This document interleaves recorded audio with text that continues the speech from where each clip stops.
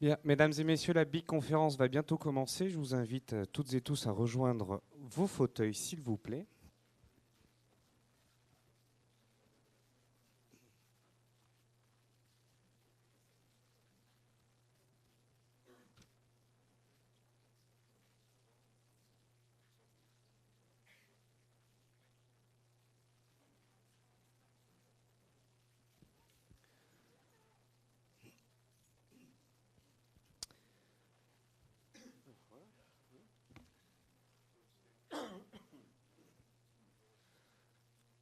Bien, eh bien c'est parti. Merci à toutes et à tous d'être venus aussi nombreuses et nombreux. Bienvenue au Festival Big Bang, même si celui-ci a déjà débuté, hein, ça ne vous aura pas échappé.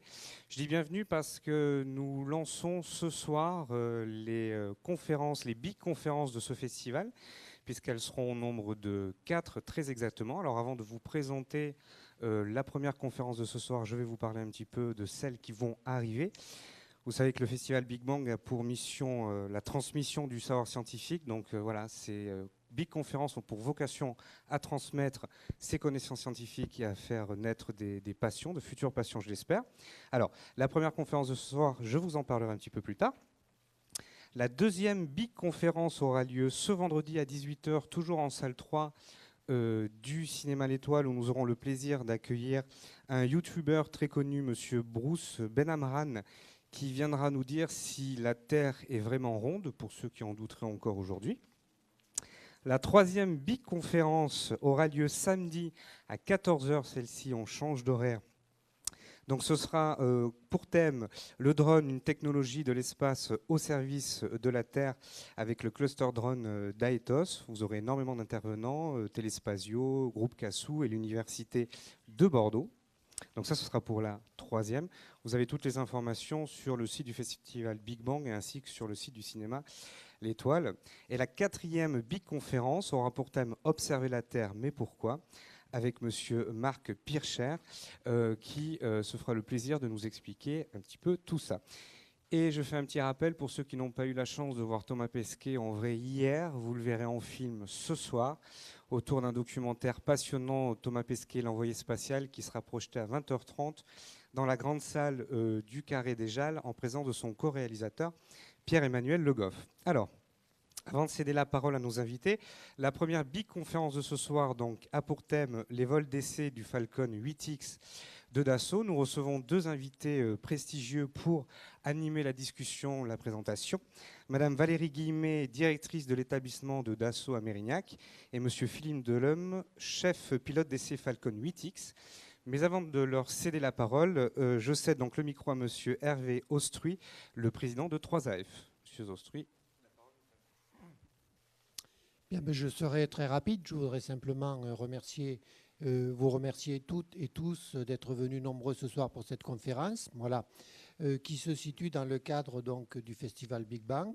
Alors, merci Monsieur le maire, Monsieur Jacques Mangon, de nous accueillir dans ce cadre-là. Ça nous permet de donner un certain lustre aux conférences 3AF que l'on réalise généralement plutôt à Saint-Aubin-de-Médoc dans un cadre un peu plus modeste.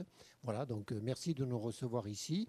Et puis je ne vais pas être très long, je vais rapidement passer la parole donc à Valérie Guillemet, et je te remercie beaucoup d'être venu ici présenter Dassault, et à Philippe Delhomme, donc pilote d'essai du Falcon 8X. Voilà, alors je te laisse Mathieu, une petite présentation, quelques mots des deux conférenciers. Bonsoir à toutes et à tous. Alors moi je vais être bref aussi parce que Mathieu a tout dit pour ainsi dire et puis mon président également. Mais je tiens quand même à remercier la société Dassault de nous avoir fait rapatrier depuis Paris ces magnifiques maquettes. Hein. Il faut les apprécier, elles sont à l'échelle 1/10. Donc vous multipliez, voilà, vous faites la conversion. Et donc merci à la société Dassault pour ces belles maquettes. Hein. Voilà.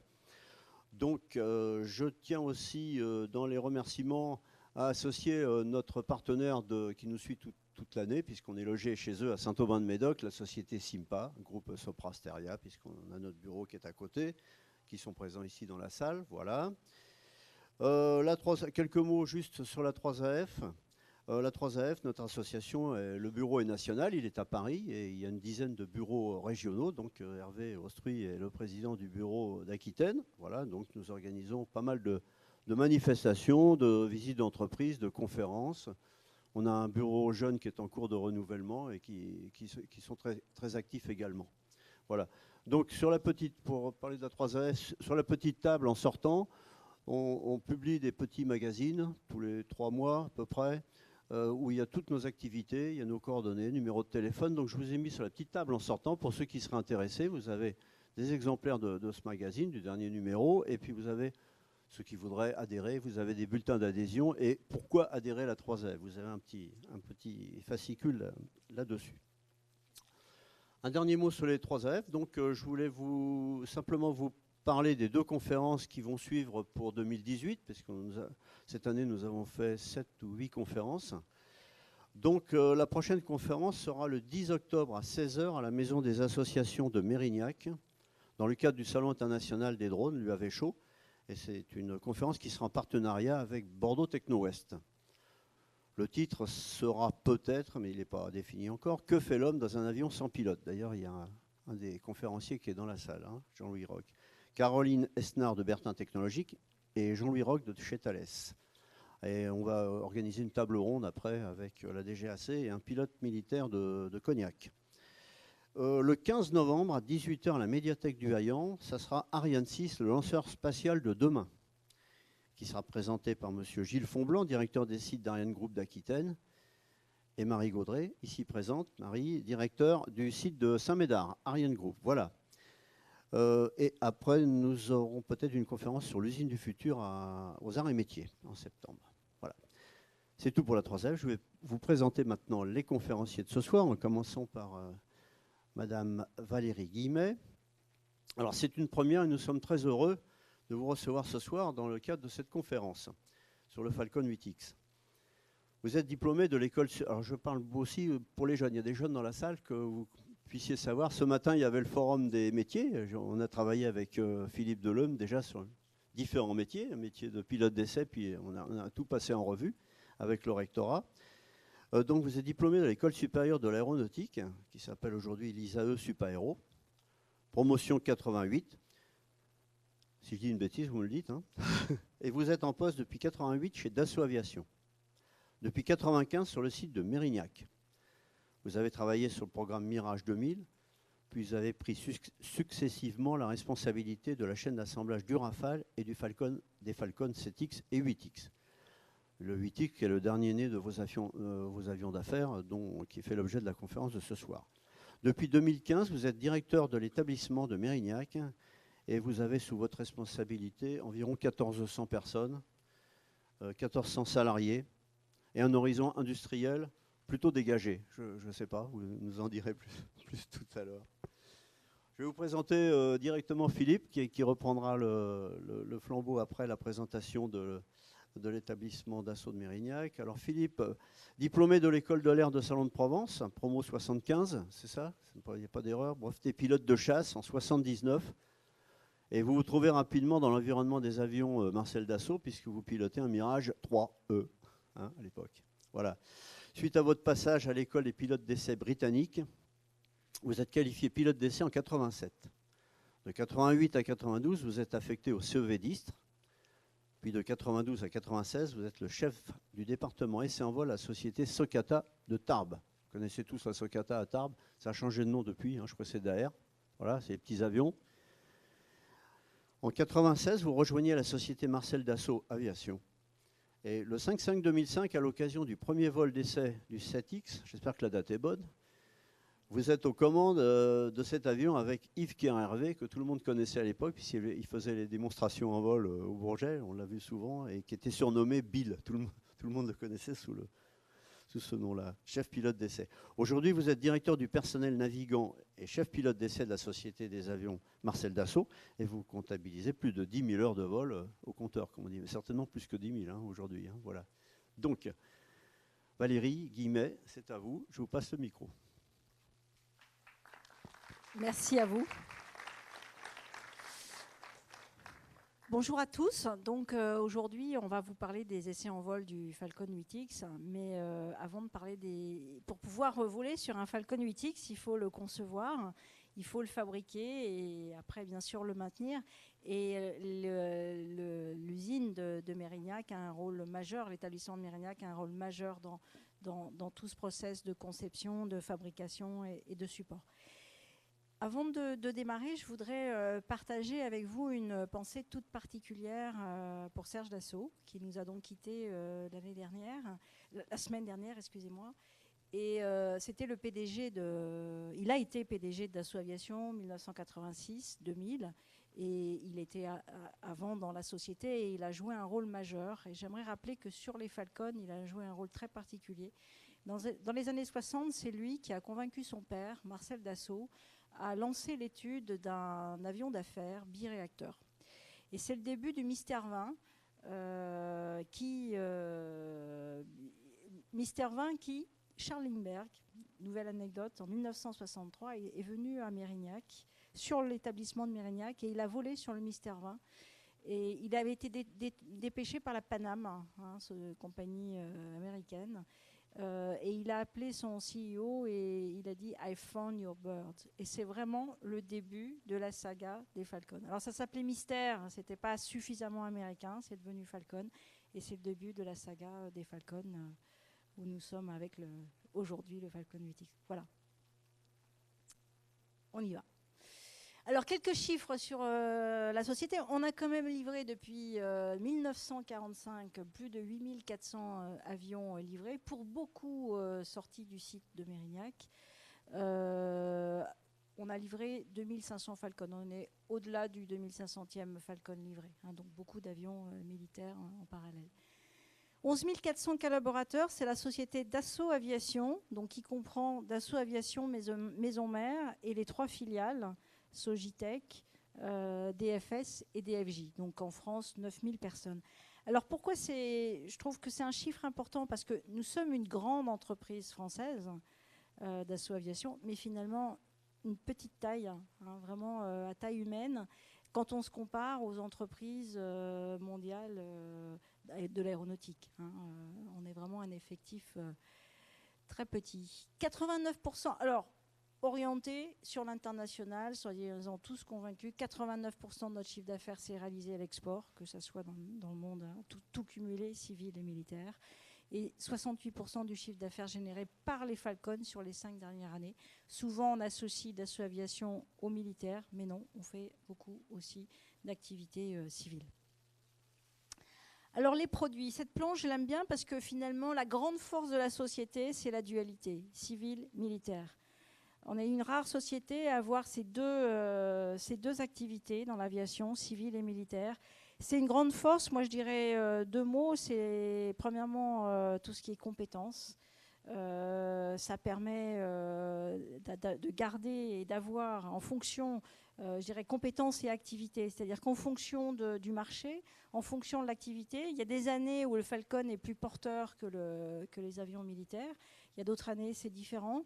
Et finalement, on arrive à avoir et à mettre la compétence sur l'ensemble de nos avions en fonction des activités et à faire bénéficier tout l'apport qu'on a pu faire, par exemple, sur le Rafale. Je parle de commandes de vol électriques qui sont aujourd'hui sur le Falcon, qui ont démarré sur le Falcon 7X, premier avion qu'on a fait en commande de vol électrique.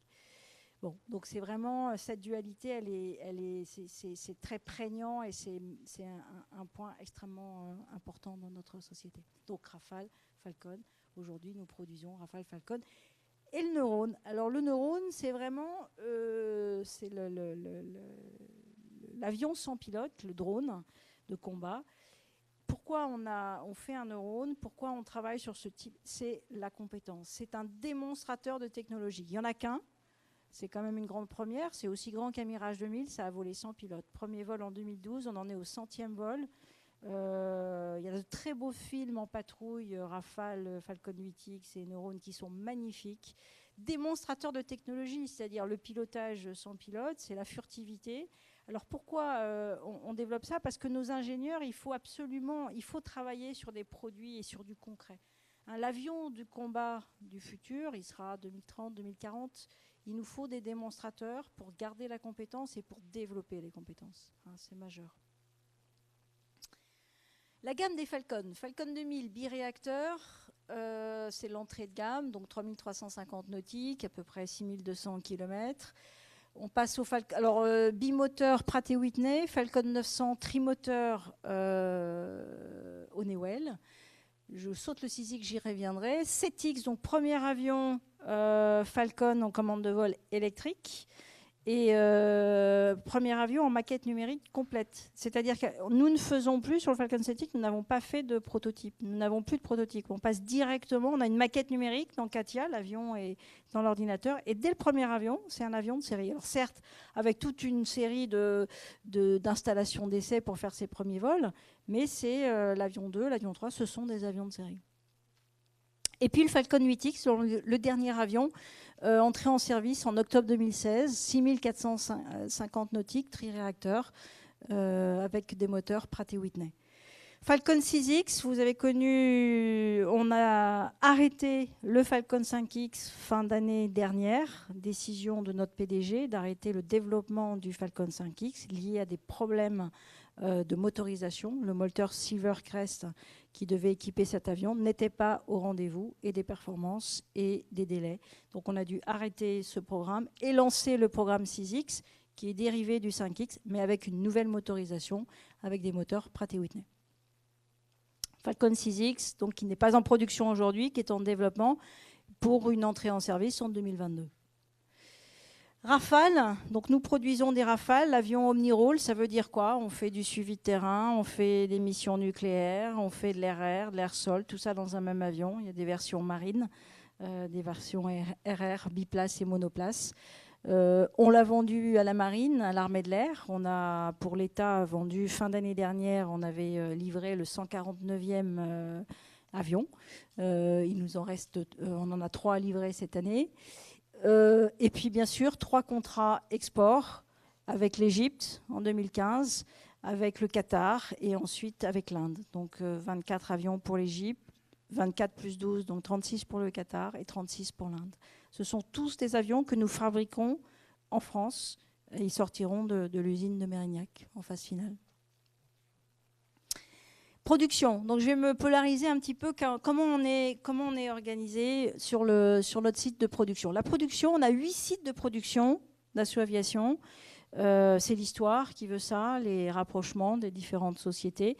Ça commence, je vais aller être rapide, mais je vais commencer par le Grand Nord, Seclin, tout ce qui est pièces primaires. Donc les grandes pièces, les pièces métalliques formées et usinées. Argenteuil, c'est le fuselage du Rafale. Il est assemblé, aménagé à Argenteuil. Argonay, près des Alpes, tout ce qui est fabrication des équipements commande de vol. Istres, ce n'est pas un site de production, c'est un site de développement, d'essai en vol, de développement. Philippe en parlera très certainement. Biarritz, filière de composite. Chaque site est spécialisé dans une filière. Biarritz, le composite et l'assemblage du fuselage Falcon. Poitiers, les verrières. Martignas, à côté d'ici, on a une usine qui fabrique qui assemble et qui aménage toutes les voilures de nos avions, Rafale ou Falcon. Elles sortent toutes de l'usine de Martignas. Et donc Mérignac, je vais le décrire plus en avant. Vas-y. Alors Mérignac, voilà une belle photo aérienne du site de Mérignac. Donc au fond, vous reconnaissez le campus de Thalès, avec la route de Martignas qui passe juste devant. À gauche, vous avez DFS, Dassault Falcon Service, qu'on a inauguré fin 2016. Donc Dassault Falcon Service, c'est tout ce qui est maintenance des avions Falcon. C'est un site qui dépend du site du Bourget. Et donc le reste, c'est 69 000 mètres carrés. C'est l'établissement de Mérignac avec divers bâtiments. D'une manière générale, un bâtiment est dédié à un produit de production. Il y a un bâtiment pour le Falcon 8X, 7X, un bâtiment pour le Rafale, etc. par produit. Donc 1400 personnes. En gros, 50% dédiés à la production au sens large et 50% sur les affaires de bureau d'études, conception, et je vais y revenir, et support. Voilà, créé en 1950. Alors, qu'est-ce qui a fait qu'on a créé ce site? En 1950, c'est une commande du ministère de l'Air de plusieurs centaines de Flamands, MD 315, À ce moment-là, Marcel Dassault avait un hangar à Talence. Il a fallu donc voir plus grand. Et il est venu, il a été visionnaire, il a acheté un terrain juste à côté de la piste d'atterrissage et de décollage de l'aéroport de Bordeaux.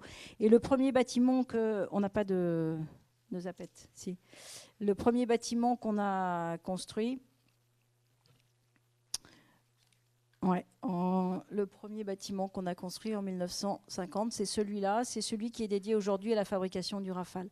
Alors donc l'endroit stratégique, c'est ce portail qui donne directement accès à une aire de départ. Là, vous avez un Falcon qui va démarrer ses moteurs et ensuite qui se dirige sur un taxiway sur la piste de l'aéroport. La suivante. Donc on y fait production, bureau d'études, achat et support. Je vais aller vite, mais c'est crucial. Ça veut dire que dans un même établissement, vous retrouvez les ingénieurs qui conçoivent derrière un écran avec Katia, super, mais ils peuvent descendre dans les ateliers et voir la vraie vie de l'atelier, la modification, l'avion. Donc c'est extrêmement riche pour eux. Et puis, pour les compagnons, pour les ingénieurs de production, quand on a des soucis sur avion, on va voir le support, on va voir ceux qui ont conçu, parce qu'il y a cette compétence-là aussi, pour aider à traiter les éventuels aléas. Voilà, donc ça, c'est une grande richesse. On est en plein plan de transformation qui a été lancé par notre président directeur général, Éric Trappier, et ça va dans ce sens-là. Comment rapprocher les hommes du support, de la conception, de la fabrication des avions pour être encore plus efficients. Suivante.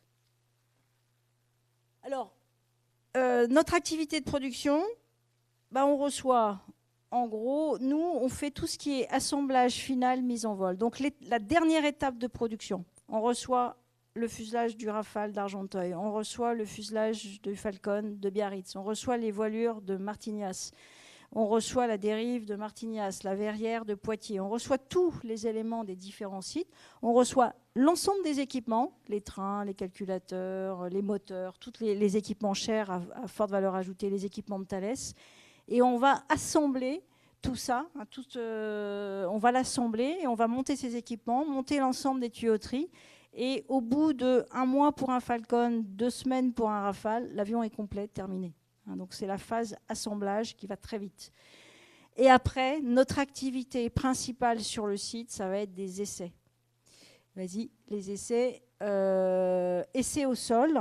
Pourquoi on essaie l'avion ? On va essayer tous ces systèmes, carburant, hydraulique, pneumatique, électrique, système d'armes, système de contre-mesure, avion par avion, pour vérifier la conformité de l'avion. Et ce qu'il faut retenir, c'est que on avait un avion en pièces détachées et pour la toute première fois, on va faire voler cet avion, faire le premier vol de l'avion. Donc on est tous drivés sur la sécurité du vol, de vérifier la conformité pour mettre l'avion en vol en toute sécurité, bien entendu.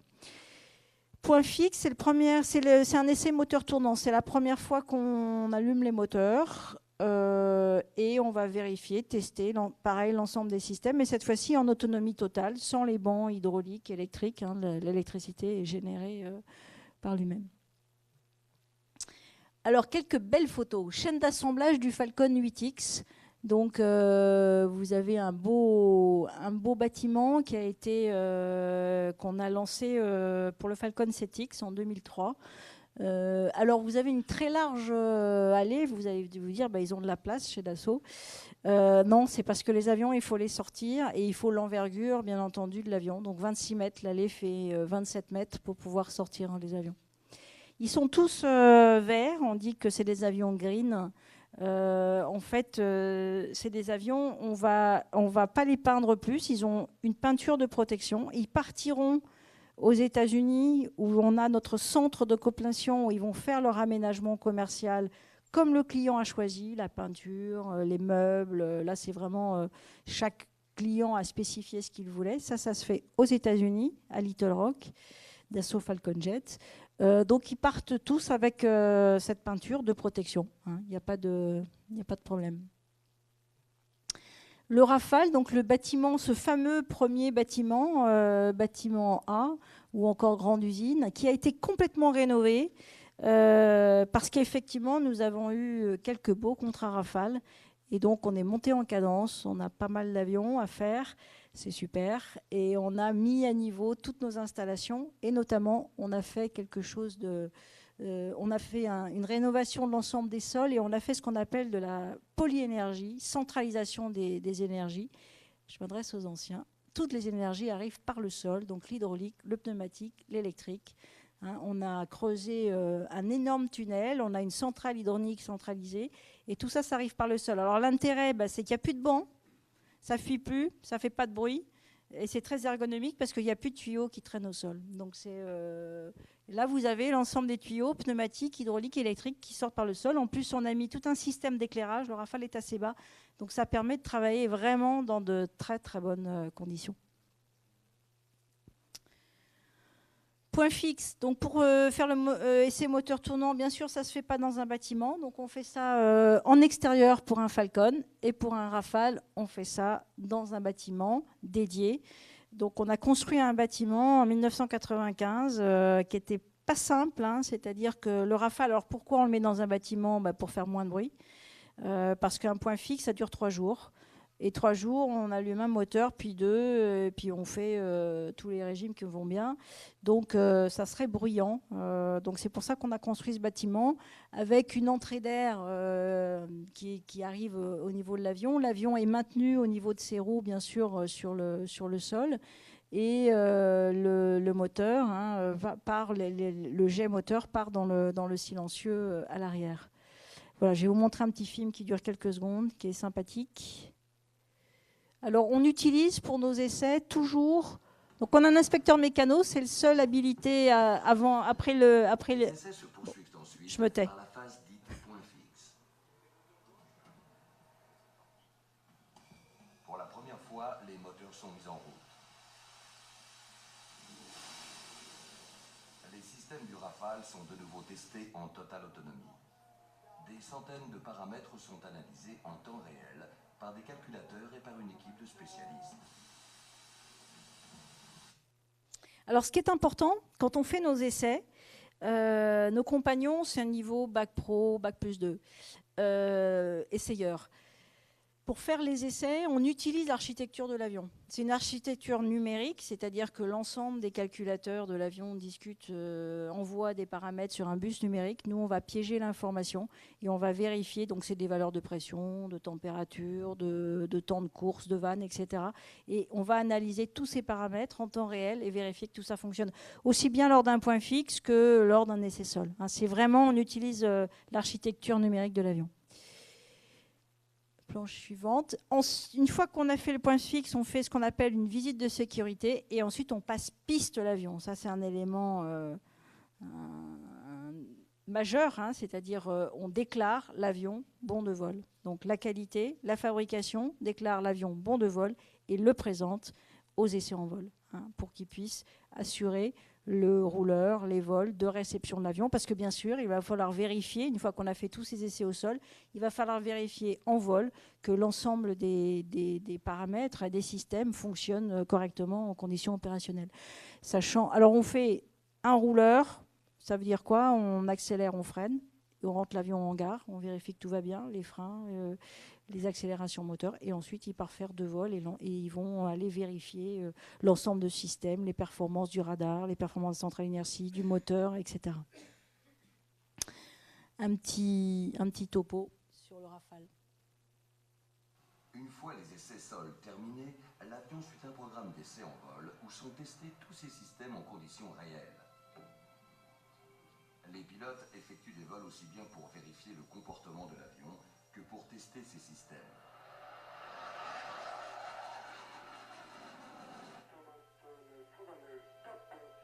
Tous les vols sont suivis depuis une salle d'écoute par l'ingénieur d'essai et les divers spécialistes systèmes de notre société, mais aussi de nos fournisseurs comme Thales et Snecma.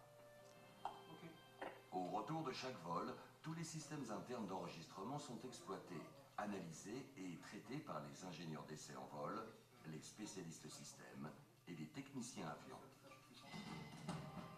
Au vu des résultats des divers tests sol et vol, le département qualité certifie la conformité de l'avion et autorise en finale sa livraison. Voilà, donc après avoir fait ces vols de manière satisfaisante, effectivement, nous sommes en mesure de livrer l'avion au client. Donc là, on va livrer l'avion au client en France, pour le Rafale France, ou au client export qui vient chercher son avion sur l'usine de Mérignac. Pour les avions Falcon, comme je vous ai dit, les Falcon dits basiques, ils partent, nous ne faisons pas l'aménagement commercial à Mérignac, ils partent aux États-Unis pour cet aménagement commercial qui est spécialisé avion par avion. Pour finir, je voudrais vous montrer trois planches, trois photos. En plus de faire des avions de série, on fait le premier avion. Comme je vous ai dit, il n'y a plus de prototype, mais on fait le premier avion de type. Et aujourd'hui, je vais vous parler, on vous parle 8X, c'est du 8X numéro 1. Donc c'est le premier avion, c'est un avion de série, mais c'est quand même le numéro 1. Donc lui, non seulement il va faire son premier vol, mais il va faire son premier vol pour ce type d'avion. Alors on fait des essais spéciaux, des essais particuliers, c'est-à-dire qu'on ne répétera pas d'avion en avion, mais qu'on va faire spécifiquement sur cet avion avant de l'envoyer en vol. C'est un passage obligé. Alors là, c'est un essai en incidence à 10 degrés. Ça paraît pas, mais c'est très impressionnant. Hein. Donc l'avion est mis, il est l'assiette est importante. Hein. D'ailleurs, derrière, il y a des gros pains de mousse au cas où on ne veut surtout pas le faire tomber derrière. C'est quand même le premier avion, il n'y en a qu'un. Hein. Donc, il ne s'agit pas de faire d'erreur. Alors là, le but, c'est de faire un essai carburant et de vérifier qu'on alimente toujours les moteurs. C'est une incidence de décollage qui peut arriver. Donc, on vérifie que on alimente bien les moteurs, que les transferts se passent bien de réservoir en réservoir. Alors, ce qui est toujours extrêmement important, c'est que là, vous retrouvez le concepteur du système carburant, l'ingénieur de fab, les compagnons qui font les essais. Il y a tout le monde qui est ISTRE, bien sûr, les gens du développement. Tout le monde est autour. Ça fourmille beaucoup. C'est toujours des moments assez fabuleux.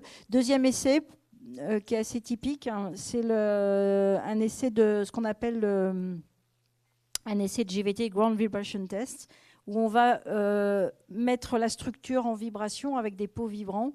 Et on a toute une série de capteurs que vous voyez, tous ces fils-là. On va enregistrer, c'est des accéléromètres, hein. On va enregistrer la réponse de la structure aux vibrations. Tout ça pour en déduire les modes propres de l'avion. Et ça, c'est très important pour recaler les logiciels de nos ingénieurs. Donc, c'est tout ce type d'essais qui sont faits avant un premier vol. Et après, c'est le premier vol de l'avion, qui est un moment toujours extrêmement émouvant. C'est un moment, je dirais, solennel, sérieux. Tout le monde est concentré. Tous nos directeurs généraux, PDG, Serge Dassault est toujours venu au premier vol. C'est un moment avec beaucoup d'émotion. Parce que vous avez un travail de la conception jusqu'à la fabrication qui ont réuni l'ingénieur jusqu'au compagnon. Et quand vous regardez cet avion qui décolle, on a presque les larmes aux yeux. Voilà. Donc c'est des moments fabuleux. Et donc je passe la main au pilote. Philippe.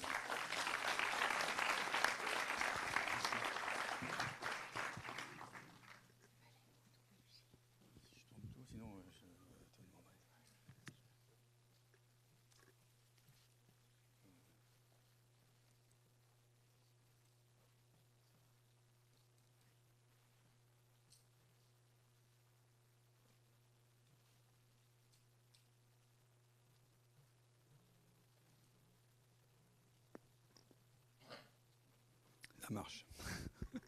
Tu vois mon angoisse. Oui, donc moi je vais vous parler un petit peu plutôt des essais en vol du 8X. Donc, si bien amené par Valérie, merci. Il n'y a plus qu'à. Les essais en vol du 8X. Alors j'ai bâti ma présentation sur d'abord qu'est-ce que le 8X. Donc je vais vous faire une présentation du 8X pour que vous sachiez de quel type d'avion il s'agit. Ensuite, je vous parlerai des essais en vol de cet avion. Et à la fin, je terminerai par quelques chiffres.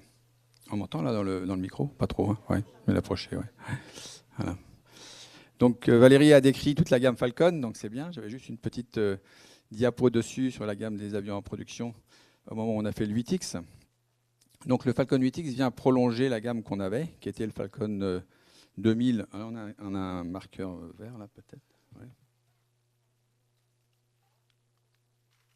Voilà. Le Falcon 2000, qui est donc le bas de gamme, qui est un bimoteur, 4000 nautiques.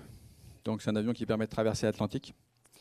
Ensuite, on a le Falcon 900 qu'on avait, trimoteur, qui lui faisait 4500 nautiques. Donc on peut faire Paris, Los Angeles-Paris, avec le vent dans le dos. Et puis ensuite, on a fait le Falcon 7X, un peu moins de 6000 nautiques. Donc lui, il permettait d'aller quand même, de faire Paris-Los Angeles, celui-là tranquillement. Et puis de faire également des vols vers l'Asie, puisque nos clients en Asie ont commencé à venir sur le marché et étaient très intéressés pour acheter des avions d'affaires. Et donc derrière, on a continué en faisant le Falcon 8X, qui est un dérivé en fait du Falcon 7X. Ce qui fait qu'au niveau des essais, pourquoi j'arrive là-dessus? Parce qu'au niveau des essais du Falcon 8X, du coup, il y a énormément de choses qui ont été couvertes par le Falcon 7X. Beaucoup d'essais. Et donc, mais malgré tout, lorsqu'on fait un nouvel avion, même un dérivé, il y a beaucoup de choses à revoir. Je vais vous expliquer au fur et à mesure la raison. Mais il y a un certain nombre d'essais systèmes qu'on n'a pas renouvelés. On s'est appuyé sur toute l'expérience du Falcon 7X. Donc, je vais me référer par rapport au Falcon 7X. Le Falcon 8X, vous voyez, et il fait en gros 1,10 m de plus que le Falcon 7X. Il a la même envergure, il a la même surface à l'air, la surface des ailes. Mais on va voir que cette augmentation de taille a permis de gagner 500 nautiques de range, donc de faire des allers-retours sans difficulté entre l'Europe et l'Asie du Sud-Est, qui était quand même notre cible prioritaire, mais également vis-à-vis de tous les continents africains et entre l'Asie et les continents africains.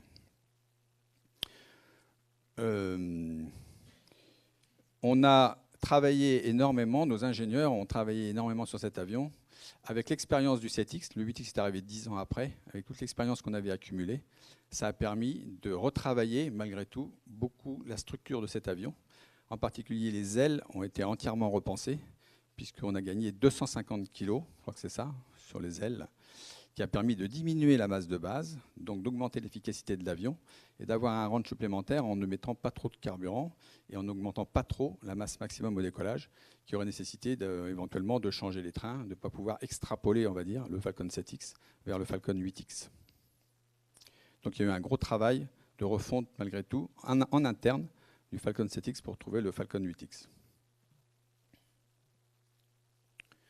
Donc on obtient un Falcon 8X avec un poids max au décollage de 73 000 livres, un peu plus de 33 tonnes, sachant que le Falcon 7X faisait 70 000 livres. Donc on a simplement augmenté de 3 000 livres avec un gain du coup de 500 nautiques. Le carburant, on l'a augmenté pareil, de l'ordre de 3 000 livres la quantité de carburant, d'où ces 3 000 livres de masse max au décollage. Mais malgré un avion qui est plus grand, qui a plus de structure, donc on voit quand même les gains qui ont été faits sur la structure pour arriver à ce résultat. Il faut savoir que les Falcons sont réputés pour être extrêmement efficaces dans la gamme des avions. C'est-à-dire que, vous pouvez regarder ici, il a une masse au décollage de 73 000 livres et un carburant, on met en gros 35 000 livres à l'intérieur. Vous voyez le rapport. Ça veut dire qu'il y a une capacité d'emport par rapport à la masse de l'avion qui est exceptionnelle. Les avions concurrents, américains et canadiens principalement, n'ont pas du tout cette efficacité. Et alors certes, nos avions, souvent on nous reproche, certains clients nous reprochent qu'ils sont un peu petits vu de l'extérieur, enfin c'est quand même pas mal. Par contre, ils sont très grands vu de l'intérieur, au moins aussi grands que les avions américains, qui eux sont beaucoup plus imposants. Donc en fait, là, on tombe sur les différents clients. Certains clients qui sont très bling-bling. En fait, c'est surtout les nouveaux clients qui ne sont pas encore excessivement aéronautiquement, on va dire, développés. C'est les Chinois, les Russes, etc., qui, eux, veulent faire du show-off. Donc ils vont aller chercher plutôt des avions américains pour être vus et montrer qu'ils ont beaucoup d'argent et qu'ils peuvent dépenser beaucoup d'argent dans la consommation. Ça ne les gêne pas. Et après, il y a les clients beaucoup plus intelligents qui vont acheter du Falcon, qui sont beaucoup plus efficaces, qui sont des avions green, puisqu'un Falcon, en gros, consomme 40% en fuel pour les mêmes performances, qu'un avion concurrent américain. Alors actuellement, ça a quand même choqué un peu les Américains. Ils sont en train de nous rattraper. Et donc, on a encore des efforts à faire. D'où le travail sur le 5X. Et maintenant le 6X, puisque le moteur du 5X consommait beaucoup trop. Alors, un Falcon 8X, voilà ce que ça permet de faire comme range. C'est un profil type d'une mission, ce qu'on appelle une croisière montante. Donc, avec un décollage, alors là c'est en température standard, on va dire décoller de Bordeaux, comme aujourd'hui. Non, aujourd'hui il fait un peu plus que 15 degrés, mais voilà. Donc, à la masse max, on a une distance de moins de 2000 mètres pour décoller. Et puis ensuite, on fait un premier niveau, on monte directement à 39 000 pieds. Et ensuite, au fur et à mesure que l'avion va s'alléger, on va augmenter l'altitude, 43 000 pieds, 47 000 pieds. Et enfin, on va se poser avec après une distance, donc vous voyez, de 6 450 nautiques, soit 12 000 km. Et une vitesse d'approche, c'est une des caractéristiques qu'on va avoir des Falcon, extrêmement faible. On se pose à 200 km/h, c'est quand même très très faible, qui permet d'avoir une distance d'atterrissage qui est faible, 660 mètres. C'est pas beaucoup pour un avion de cette taille. Mais également, le fait d'avoir une vitesse d'atterrissage qui est faible, c'est extrêmement bénéfique en fait pour la sécurité passive. C'est-à-dire que s'il se passe quelque chose à l'atterrissage, c'est comme en voiture, maintenant on nous oblige à rouler à 80 km/h, on diminue la vitesse, c'est pour la sécurité. Ben, les avions, quand ils se posent, c'est pareil. S'ils ne se posent pas très vite, et ben, du coup, s'il y a un incident de frein, de pneus, n'importe quoi au sol, la vitesse sera faible et donc la sécurité sera nettement améliorée dans ce cas-là. Donc c'est une des caractéristiques pour lesquelles on fait également, en dehors des performances d'atterrissage, on fait des avions qui se posent doucement. Voilà en gros ce que ça donne à partir de Paris. Donc vous voyez qu'on dépasse largement Los Angeles et on va largement à Singapour, Hong Kong. Donc ça, c'est le rayon d'action qui tient compte des vents dominants, sachant que les vents soufflent de l'ouest vers l'est. Donc en fait, on va beaucoup plus loin, effectivement, vers l'Asie. Par contre, quand on rentre d'Asie ou quand on va vers les États-Unis, il faut affronter les vents contraires. Donc on va un peu moins loin qu'au retour. Vous voyez qu'on couvre pratiquement toute l'Amérique du Sud, toute l'Afrique. Et donc c'est un avion qui est extrêmement efficace. Pour faire ça, donc c'est des vols qui durent jusqu'à 14 heures de vol quand même. C'est des vols qui commencent à être très longs. Donc l'aménagement en cabine, c'est là qu'on voit l'intérêt d'avoir augmenté la taille de la cabine. C'est qu'il y a deux choix possibles de plans cabine qui sont de gagner ce mètre 10. Soit il a été utilisé en gardant les mêmes servitudes devant, puisqu'à l'avant, à l'arrière de la cabine de pilotage, on a la cuisine et ici des rangements. Et ensuite, on a toute la partie cabine qui existe ici en 3 salons, des toilettes à l'arrière, également des toilettes à l'avant, et un compartiment bagage qui est accessible en vol, qui est pressurisé, accessible en vol, qui permet de ranger les affaires. Et lorsque les gens dorment dans l'avion, ils peuvent ensuite aller se changer et avoir des vêtements propres. Et là, c'est le 7X qui est en dessous, donc vous voyez le gain que ça fait. Alors, c'est un choix de floor plan pour ceux qui n'utilisent pas forcément la distance maximum franchissable en majorité, mais qui utilisent des distances plus courtes.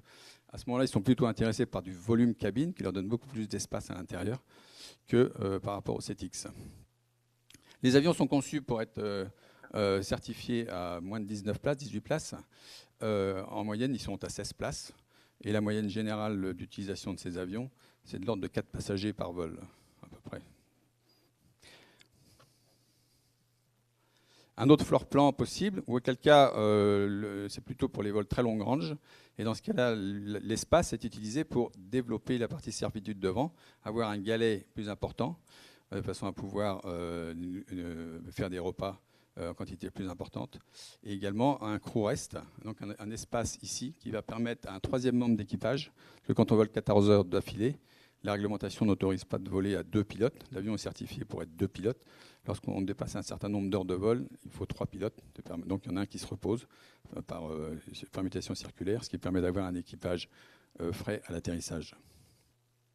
Mais donc dans ce cas-là, on utilise la même taille cabine que 7X, 8X, mais par contre l'espace est utilisé pour la partie servitude à l'avant. Voilà, donc ça c'est un grand galet, une idée d'un grand galet d'un aménagement, avec sur la gauche toute la partie cuisine et sur la droite la partie crew rest, qui est en fait un siège qui peut être utilisé pour le décollage et l'atterrissage et qui peut se transformer en une couchette complètement horizontale qui fait 2 mètres de long. Et derrière, les salons. Donc voilà, ça c'est par exemple un pilote qui se repose, une pilote qui se repose en vol, lorsque le crew rest est mis en position repos. Dans la cabine, les passagers, on peut coucher 6 passagers de façon très confortable pendant le vol à l'intérieur des 3 salons. Donc l'avion est équipé de 3 salons et la partie arrière extrêmement silencieuse. Alors là, c'est une des caractéristiques équipée de 2 sofas qui peuvent se transformer en lit. Les aménagements se font en fait, comme l'a expliqué Valérie, à la demande du client. Il y a plusieurs floor plans possibles à la disposition des clients. Chacun choisit ce qu'il veut faire en fonction de la mission qu'il veut faire. Il y a très peu quand même de clients qui choisissent de la haute densité. En général, c'est plutôt du grand confort. Nos avions Falcon sont les plus silencieux. Le Falcon 8X est extrêmement silencieux, à peine plus de 50 décibels dedans en croisière, ce qui est remarquable, c'est-à-dire qu'on peut se parler tranquillement et sans aucune gêne. Et la partie la plus silencieuse est ce salon arrière, en fait. À l'avant, il y a un peu de bruit d'air aérodynamique, et les moteurs ont été mis avec le Falcon 7X. Initialement, les moteurs sur les anciens Falcon étaient montés sans amortisseur entre le moteur et la cellule, ce qui faisait que les vibrations moteurs se transmettaient à la cellule et transmettaient en fait un bruit sourd. On entendait les moteurs. À partir du 7X, on a mis un passage souple entre les deux, ce qui fait que les vibrations du moteur ne se transmettent plus à la cellule. Et ce qui fait que les premières fois où on a commencé à voler sur les Falcon 7X, on était surpris parce que nous, devant, on n'entendait plus les moteurs. En particulier, même à la mise en haute, on n'entendait pas les moteurs. Donc on n'était pas habitués. Pour les pilotes, on a également amélioré le cockpit de façon à faire un cockpit encore plus efficace. Donc, il est basé sur notre célèbre cockpit Easy, qui a été conçu avec nos propres idées, avec un équipementier américain qui est Honeywell. Et comme l'a rappelé Valérie, c'est la dualité, c'est-à-dire que toutes les idées dans ce cockpit ont été pensées par rapport à l'expérience qu'on avait, certes des Falcon, mais également des avions de combat, Mirage 2000 et Rafale. Et donc, on a introduit un certain nombre de capacités qui permettent de faciliter le travail de l'équipage et de le rendre relativement intuitif. Je dis relativement parce qu'il y a des endroits, ça reste des fois un peu complexe. Mais aujourd'hui, avec le nombre de tâches qu'il y a à faire, ça se passe de façon très facile. En particulier, le but de ce cockpit avait été de faire un cockpit qui, lorsqu'on n'utilise pas l'avion pendant un certain temps, on peut très facilement, un peu comme un ordinateur en fait, retrouver très facilement la méthode sans avoir à repotasser tous les cahiers. Et ensuite également de pouvoir utiliser 100% des capacités du système. Il y a beaucoup de cockpits précédents où il y avait beaucoup d'astuces pour aller chercher certaines fonctions qu'on oubliait, ce qui fait que dans certains cas, en fait, on utilisait l'avion à 50%, 60% de ses capacités. Et en mode dégradé en particulier, les cockpits anciens devenaient très difficiles à être utilisés. Celui-là a été conçu pour travailler de façon aussi simple en mode dégradé qu'en mode normal. Ça, encore une fois, c'est la sécurité. On a donc sur cet avion, on a des commandes de vol électrique. Donc on n'a plus de manches au milieu, on a des mini-manches sur les côtés, on verra après. Et donc ici on a ce qu'on appelle, c'est une souris inversée en fait, c'est un cursor control device, et donc qui permet d'interagir directement dans les écrans. On vient cliquer sur des champs pour faire des changements de mode, des changements de fonction, introduire des paramètres. Ce qu'on a mis aussi à bord de ce Falcon 8X, c'est un nouveau collimateur tête haute qu'on a appelé Falcon Eye, qu'on a développé à partir d'une feuille blanche complète. On avait déjà mis avant des collimateurs tête haute, des head-up display, sur les Falcon 2000, Falcon 900, qui permettaient de faire des approches catégorie 3 par très mauvaise visibilité, par temps de brouillard, entièrement à la main, jusqu'à 50 pieds de hauteur de décision, 300 mètres de visibilité, mais qui demande un entraînement très important et qui est extrêmement lourd à maintenir au niveau compétences pour les équipages. Et qui est très cher à certifier parce qu'on nous demande un nombre incalculable d'approches à faire dans tout un tas de configurations, vent, météo, etc., qu'on ne trouve pas facilement et qui sont très, très, très, très longues à faire. Donc il y avait très peu de clients en fait, qui utilisaient cette capacité. Cette capacité avait été développée, pour la petite histoire, parce qu'il y avait un client italien qui habitait Milan. Donc Milan, c'est connu, il y a tout le temps du brouillard. Donc lui, il faisait des voyages, il arrivait à Milan avec son Falcon. Et puis, c'est sa secrétaire, elle arrivait avec Alitalia. Alitalia avait l'atterrissage 4.3. Lui, dans son Falcon, il n'avait pas ça. Donc lui, il allait à Gênes et sa secrétaire se posait à Milan. Donc il avait les boules et donc il a demandé à ce qu'on monte un E3 sur son avion. C'est comme ça qu'on a développé le E3. Alors sur ce système-là, on est parti sur un autre concept qui demande moins d'entraînement et qui est plus efficace, qui est donc dans ce head-up display de projeter une image composite, faite d'une part d'une image synthétique du terrain. Donc aujourd'hui, les calculateurs sont capables de produire une image synthétique extrêmement précise et qui peut se positionner, parce que le head-up display permet de voir le sol, le monde réel, à travers une vitre sur laquelle on projette à la fois les paramètres de pilotage, mais donc également d'autres vues, comme une vue synthétique du sol ou une vue à travers une caméra infrarouge qui est dans le nez de l'avion et qui va voir de nuit, et donc pouvoir donner une image du sol de nuit, un peu comme en plein jour, à part qu'elle est monochrome, mais également qui augmente la capacité de voir à travers les nuages.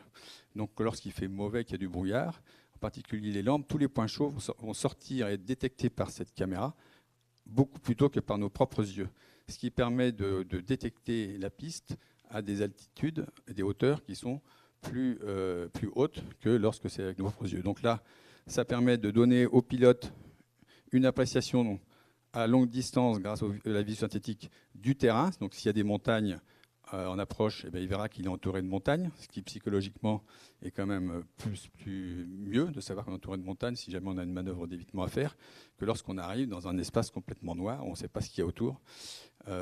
C'est un peu angoissant, ça s'appelle le trou noir. Et d'autre part, à partir d'une certaine altitude, d'une certaine hauteur, à ce moment-là, la caméra infrarouge détecte le sol de façon extrêmement précise et vient compléter cette image synthétique, parce qu'elle va donner une image réelle. L'image synthétique ne montre pas de nuages, l'image synthétique ne va pas montrer un animal sur une piste quand on va en Afrique, elle ne va pas montrer un autre avion qui est aligné sur la piste au moment où on va se poser, comme ça arrive parfois, alors que la caméra infrarouge, elle, va montrer tout ça et va permettre d'anticiper sur les événements. En aviation, la sécurité, l'anticipation, c'est un peu comme en voiture, c'est un des éléments essentiels de sécurité. Et donc sur ce mini-manche sur le côté, on a donc ajouté des nouvelles commandes qui permettent de gérer cette image dans le head-up display. Nouveau moteur sur cet avion, dérivé du moteur du 7X, donc fait par Pratt & Whitney, avec une poussée unitaire un peu plus puissante. Donc le moteur pousse un peu plus que le moteur du 7X et il consomme un peu moins. Donc Pratt & Whitney a fait des miracles et a bien réussi à faire un beau moteur pour nous. Donc voilà, maintenant que vous savez ce que c'est que l'avion, on va donc parler de ses essais en vol. Alors comme l'a rappelé Valérie, les essais en vol, ça ne consiste pas seulement à mettre un avion en vol, il y a tout un périple avant qui consiste à faire des essais sols, des points fixes avions, je vais pas revenir là-dessus, et des rouleurs basses puis grande vitesse. Le but, c'est de s'assurer que l'avion est sûr. Donc lorsqu'on va mettre l'avion en vol, on sait qu'il fonctionnera dans tous les modes normaux, et également tous les modes dégradés qui ont été revus. D'abord en essai sol, ensuite en point fixe. Les équipages, dans ces cas-là, participent, afin de commencer à connaître l'avion, ils participent au point fixe avion, ce qui permet de se rendre compte de la dynamique. On fait beaucoup de simulateurs, on fait beaucoup de travail en réunion sur toutes les définitions. Mais par contre, ce qui peut nous manquer, c'est toute la dynamique. C'est qu'on sait que les moteurs vont enrouler d'une certaine façon, mais le bruit et de voir la façon dont ça enroule, de déjà les voir au point fixe, ça va permettre de faciliter le travail du pilote quand il va se mettre en vol, où il aura encore d'autres tâches à faire en plus, puisque l'avion ne sera pas fixe. Ensuite, une fois que les points fixes ont été mis au point, on va commencer par rouler, on va le faire vibrer en vrai, donc on va commencer par le faire rouler à basse vitesse, pour tester les freins, pour tester que une fois qu'il est mis en mouvement, qu'il est mis par ses propres systèmes, eh bien, il n'y a pas de fuite, qu'il se dirige bien, qu'il freine bien, qu'il se comporte bien. Et puis ensuite, on prend confiance, on augmente la vitesse et on va jusqu'à un rouleur grande vitesse qui, en fait, a une vitesse qui permettrait de décoller l'avion.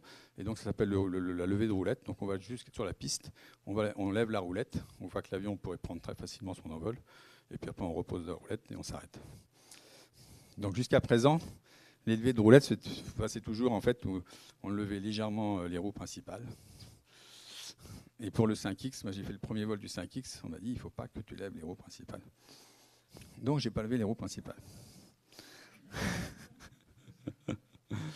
Parce que maintenant on est extrêmement surveillé, vous allez voir, par des ingénieurs qui surveillent tout. Ils savent tout sur ce qu'on fait et sur nous. Ça devient agaçant, mais c'est comme ça. Non, si ça. Donc tout ça, une fois qu'on est sûr de ça, à ce moment-là, on fait une grande réunion de sécurité où on réunit tout le monde, les ingénieurs, les techniciens, les compagnons, les pilotes, depuis la haute direction jusqu'au plus humble compagnon, et qui a participé. Et on pose une question à chacun. Est-ce qu'on est dans une grande salle comme ça? Est-ce que quelqu'un a un remords pour mettre l'avion en vol? Si une personne a un remords, eh ben, on va travailler dessus avant de mettre en vol. Si personne ne lève la main, eh ben, on va, dès que la météo est bonne, on va mettre l'avion en vol. Donc nous, les équipages, par rapport à ça, on va s'entraîner à faire ce premier vol dans des simulateurs qu'on a à Saint-Cloud, des simulateurs de développement, qui, avec les commandes de vol électrique, sont extrêmement fidèles. Sur le premier vol du 7X, je me souviens, le premier vol du 7X, en fait, on a retrouvé exactement le comportement qu'on avait dans le banc Falcon à Saint-Cloud, dans le simulateur, qui est pourtant un simulateur fixe, qui n'est pas aussi complet qu'un avion, mais on avait les mêmes sensations, c'est extrêmement fidèle. Ça signifie qu'aujourd'hui, tous les paramètres de qualité de vol et de l'avion, qu'on détermine à travers les calculs et la soufflerie, sont relativement précis, extrêmement précis. Il y a quelques endroits encore où ça diverge sur les basses vitesses et les grandes vitesses. Donc là, je vais vous présenter, il faut que j'aille cliquer là-dessus, le premier vol qui a eu lieu le 6 février. Alors, contrairement à ce qu'on a dit, je n'ai pas fait le premier vol du 8X. Moi, j'ai participé au premier vol du 7X, du premier vol du 5X. Mais c'est deux amis, Éric Gérard et Hervé Laverne, qui ont été l'équipage du Falcon 8X, qui ont eu l'honneur de mettre cette belle machine en vol. Vous allez les voir.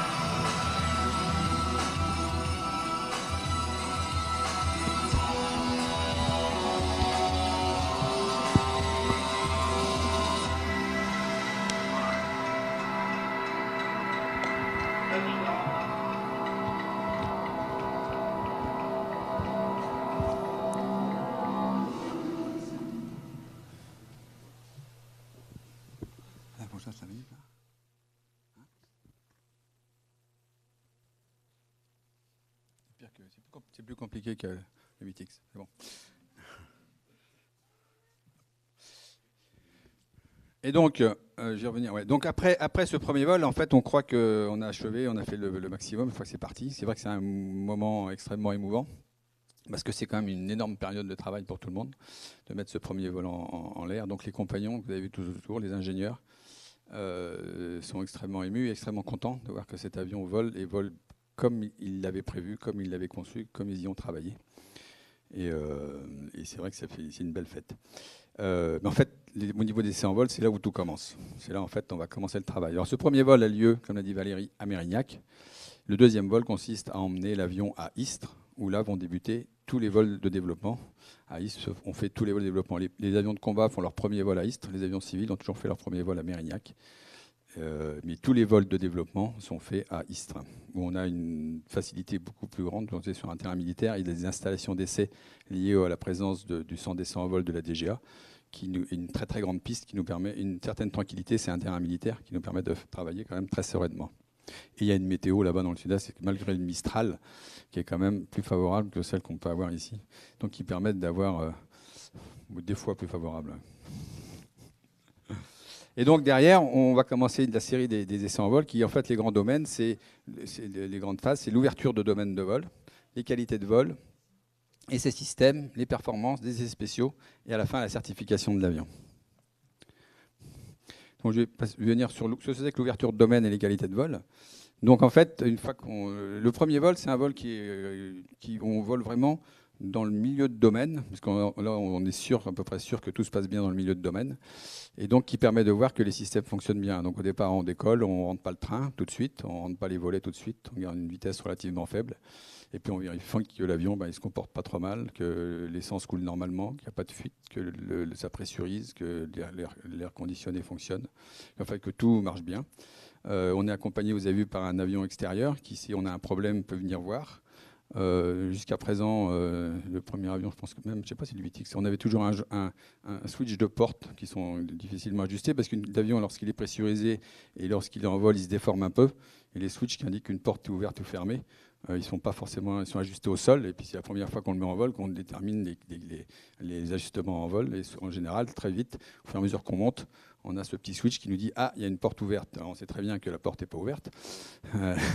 Mais bon, la sécurité le fait, ça allume une lampe rouge, on fait venir l'avion, il vérifie que la porte n'est pas ouverte, on écourte le vol, parce qu'il faut quand même aller vérifier qu'on peut revenir se poser. Donc on va aller vérifier les qualités de vol avant atterrissage de l'avion, avant de venir se poser réellement, pour être sûr que l'atterrissage se fera de façon sûre. Ça, c'est le premier vol. Et après, on va ouvrir petit à petit ce domaine, le domaine en basse vitesse. Donc, c'est là qu'on va faire les très hautes incidences, petit à petit, et chercher les très hautes incidences, qui vont permettre de déterminer également les performances d'atterrissage, puisque la vitesse d'atterrissage va être déterminée par rapport à l'incidence maximum qu'on peut avoir. Donc la vitesse minimum qu'on peut avoir. Et puis on va aller ouvrir le domaine à très grande vitesse, la vitesse max. Le Falcon 8X, c'est un avion qui peut croiser jusqu'à 0,9 de Mach. Je sais pas ce que, donc le Mach 1, c'est la vitesse du son. À partir d'au-dessus de Mach 1, on est supersonique. Le Concorde faisait Mach 2 plus. Tous les avions qu'on fait aujourd'hui sont subsoniques, ils volent sous la vitesse du son. Donc on vole à 0,9, assez proche de la vitesse du son. Sachant qu'à partir de 0,9 de Mach, peut-être qu'en 95 de Mach, la résistance et le mur du son a passé, en fait, une espèce de résistance devant qui fait que c'est pas intéressant de voler là parce qu'il faut beaucoup de puissance pour avancer à peine plus vite. Donc 0,9, 0,92 de Mach. 0,9 de Mach est une vitesse qui est raisonnable. Et donc pour aller ouvrir 0,9 de Mach, autoriser les clients à voler à 0,9 de Mach, nous on va aller ouvrir plus loin, de façon à ce que si le client dépasse un peu la vitesse, on est sûr que son avion est sûr, et donc on doit aller voir un peu plus loin. Donc sur cet avion, on est allé jusqu'à Mach 98, on fait ça. Alors sur un Falcon 8X, qui est quand même un avion optimisé, donc il n'a pas un surcroît de puissance, donc il ne prend pas 0,98, 18 de Mach en palier, donc ça fait des piquets qui sont assez rigolos. Et on vérifie également les qualités de vol, c'est-à-dire comment se comporte l'avion. C'est-à-dire qu'il a un comportement sain, que lorsqu'on le fait virer, on veut le faire virer à gauche, il vire à gauche, que quand on veut aller à droite, il va à droite. C'est pas un cheval fou qui fait n'importe quoi. Donc ça, c'est les qualités de vol. Et au fur et à mesure, donc les qualités de vol ont déjà été déterminées un peu au simulateur. On a permis d'avancer beaucoup de choses. Là, on va conforter tout ce qu'on a trouvé au simulateur. Là où on avait des doutes sur certains cas, on va les conforter. Souvent, en général, ça se passe mieux en vol qu'au simulateur, parce qu'au simulateur, on n'a pas de sensation. Donc, on fait toutes les sensations viennent des yeux. Donc, tous les retours d'informations viennent des yeux. Alors que quand on est dans un avion, c'est comme vous sur votre vélo, sur vos skis, vous avez des sensations extérieures, ce qui fait que vous êtes capable de corriger instinctivement, simplement par le retour des impressions que vous avez. Donc, ça aide le pilotage. Donc, en général, l'avion qui est déjà très bien au simulateur, en vol, il est souvent mieux. Et donc, on vérifie tout ça dans des modes normaux, mais également dans des modes dégradés, puisqu'on doit vérifier qu'une simple panne ne gêne pas du tout le fonctionnement de l'avion. C'est-à-dire que les avions sont conçus pour qu'une simple panne ne les gêne pas, ils peuvent continuer le vol en toute sécurité. En particulier, il a 3 moteurs, donc l'avion est conçu pour voler sur 2 moteurs. L'avion peut perdre un moteur au décollage et aller jusqu'au bout sans aucun souci. Donc, une fois qu'on a déterminé tout ça, ça permet déjà de faire quelques évolutions supplémentaires et d'aller plus loin pour aller pouvoir tester les systèmes de l'avion. Donc, ça a permis d'aller au Salon du Bourget pour présenter l'avion et commencer à essayer de le vendre.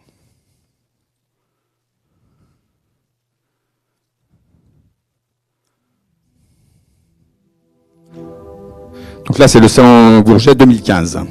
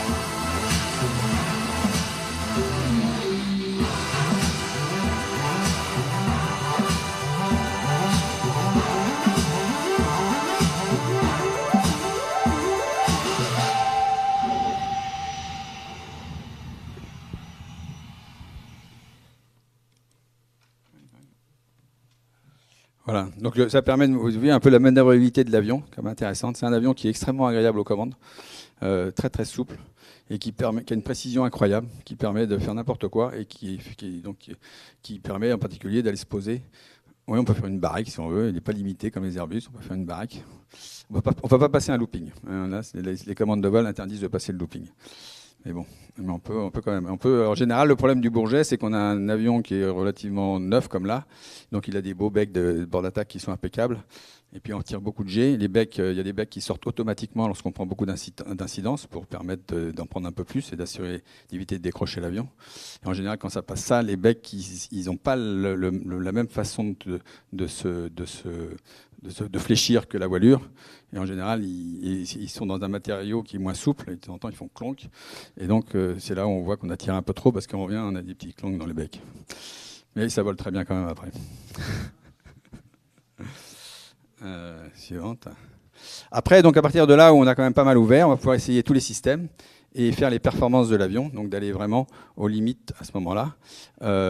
Donc les essais systèmes, donc c'est vérifier que tout le système fonctionne bien dans tout le domaine de vol, donc en fonctionnement normal et en fonctionnement dégradé.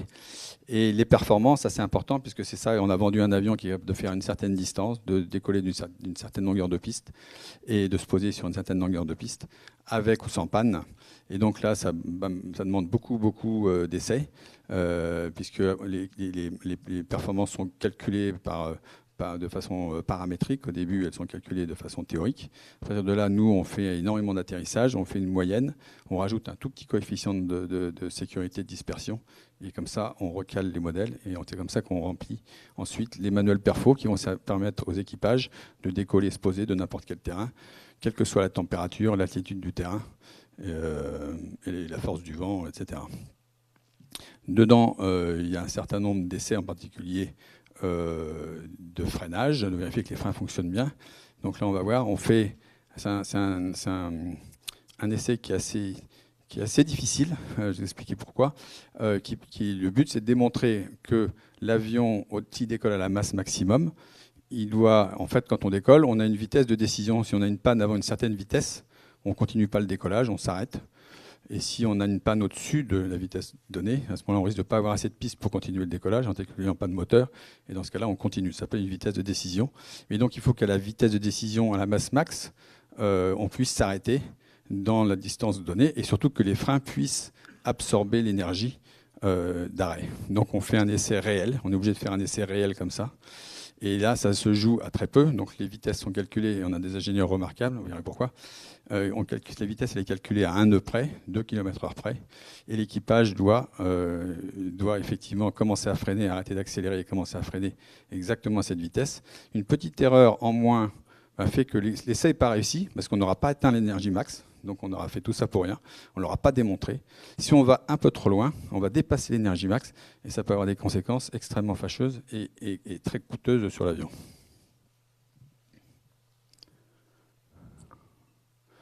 Donc ça, c'est l'essai à énergie max sur le 8X qui a lieu à Istres.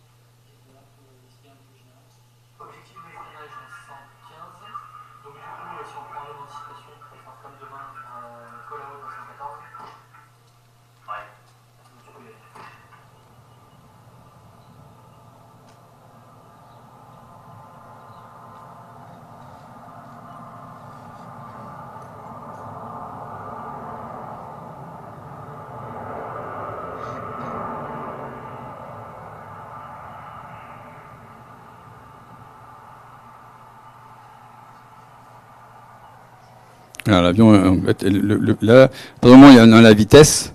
On commence par freiner, on se met debout sur les freins, on réduit les gaz et on s'arrête. On n'a pas d'utiliser la reverse, rien du tout.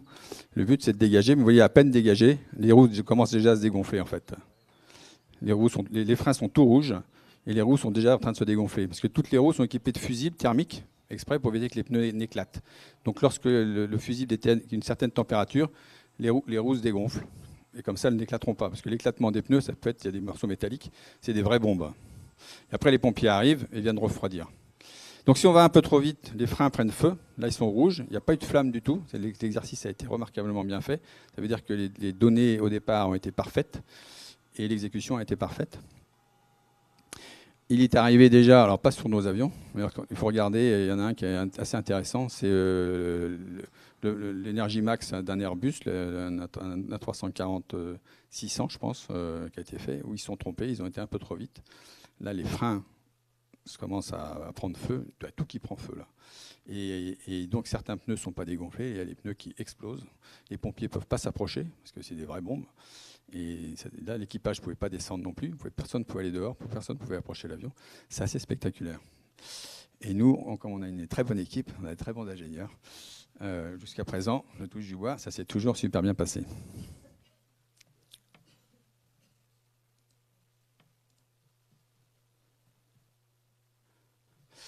Et donc, une fois qu'on ça, c'est tous les essais normaux. Puis après, on va faire les essais spéciaux qui sont particuliers.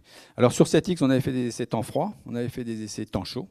L'avion est certifié par des températures. C'est-à-dire qu'aujourd'hui, on a des nouveaux clients, on a des clients russes en particulier. Et certains, ils prennent leur avion, ils vont à Novosibirsk, où il fait moins 40 pendant une grande partie de l'année. Ils arrivent, il n'y a pas de parking de garage chauffant, rien du tout. Ils posent leur avion sur le parking, ils vont là-bas et ils le laissent dehors, pas moins 40 avec la neige, etc. Donc, les avions, il faut qu'ils soient capables de résister à ça.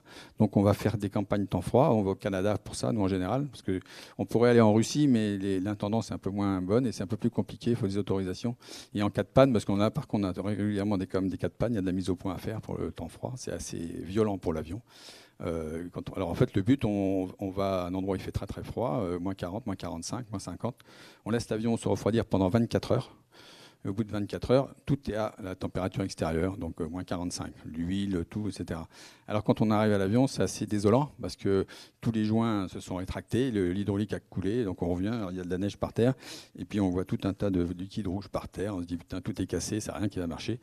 Après on nous dit non, les compagnons sont très forts, ils nous disent c'est normal, et donc on peut y aller. Et là, par moins 45, on va monter dans l'avion, dedans il fait moins 45, les sièges sont à moins 45, la carlingue, tout est à moins 45, on est bien équipé. À moins 45, vous posez votre doigt comme ça sur la carlingue, il reste collé. Donc vous êtes bien équipé. Et instantanément, il y a la cabine qui se couvre de givre avec la respiration. Donc le sol devient une patinoire, parce qu'au moins 45, vous avez une patinoire, parce qu'on n'a pas de moquette, nous, dans nos avions d'essai. On a une espèce de plancher. Donc voilà, donc on y va en glissade jusqu'au cockpit.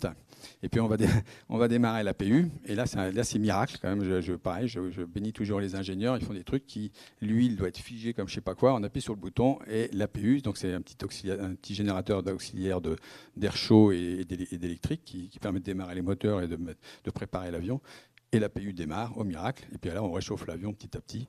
Et après, on met tout l'avion en route, on va en vol, on vérifie que tout va bien. On fait la même chose en temps chaud. Temps chaud, c'est pas mal. On va dans le sud de Tunisie, en plein été. On laisse l'avion pareil dehors jusqu'à ce que l'avion soit à 60 degrés à l'intérieur. À l'extérieur, je ne vous dis pas, on peut faire cuire des œufs, tranquille. Et après, on part en vol. Et pour augmenter encore la chaleur, on se met en vol et on fait du vol en très basse altitude à la vitesse max pour augmenter la température d'impact. Donc l'avion est déjà à moins 60, on augmente la température d'impact pour voir que l'huile des moteurs se refroidit bien, que tout va bien. Et en Tunisie, c'est bien parce qu'il n'y a personne pour nous surveiller, il n'y a pas de radar, il n'y a pas de gendarmes, il n'y a pas de cacahuètes. Donc on fait du saut de chameau, c'est vachement sympa.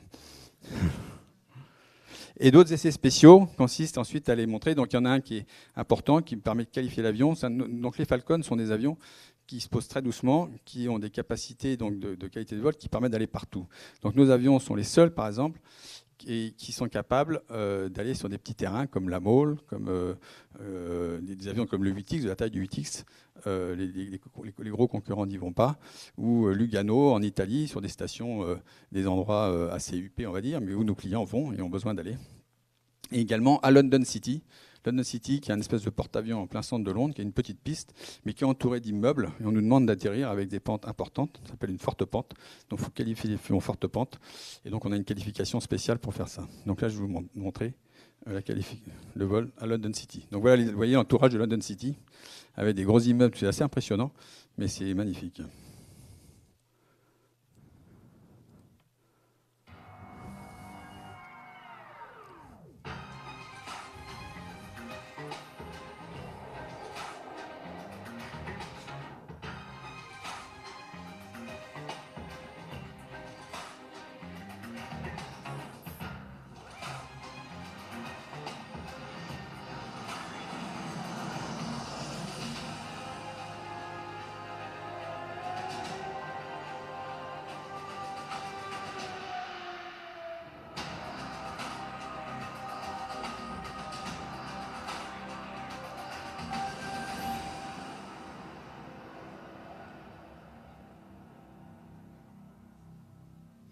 Ouais, alors il y a une grosse pente au décollage parce qu'en fait, il y a des riverains autour, et ça fait du bruit des avions.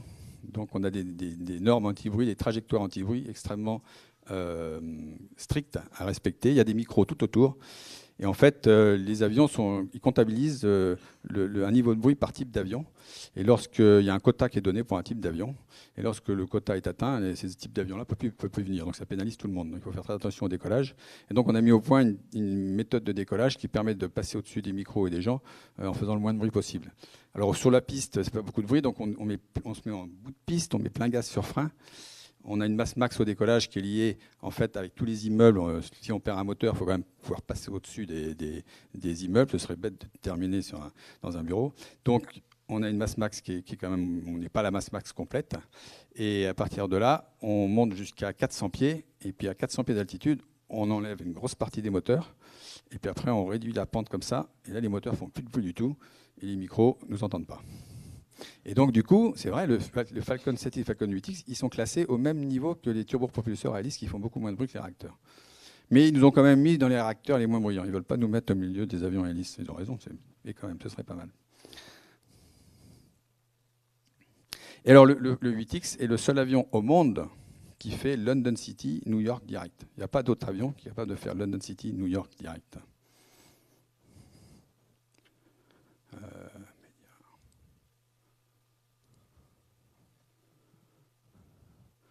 Et après, on arrive, une fois qu'on a fait tout ça, on va certifier l'avion. Donc l'avion, il est construit, essayé, et il est livré ensuite, en sachant qu'il répond à des normes de certification. On ne fait pas n'importe quoi.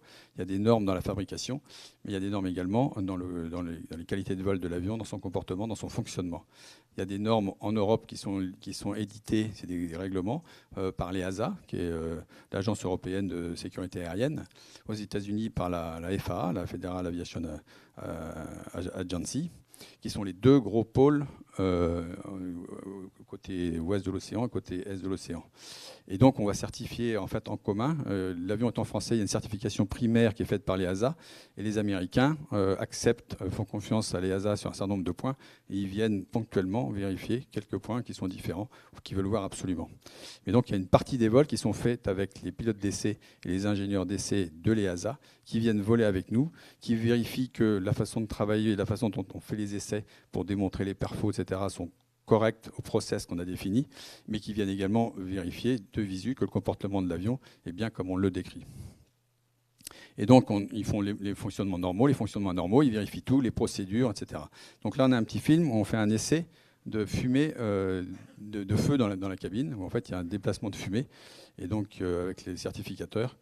Et vous allez voir que c'est assez impressionnant, et qu'il faut mettre en place un certain nombre de procédures de façon à pouvoir garder l'appareil et contrôler le feu s'il y en a un.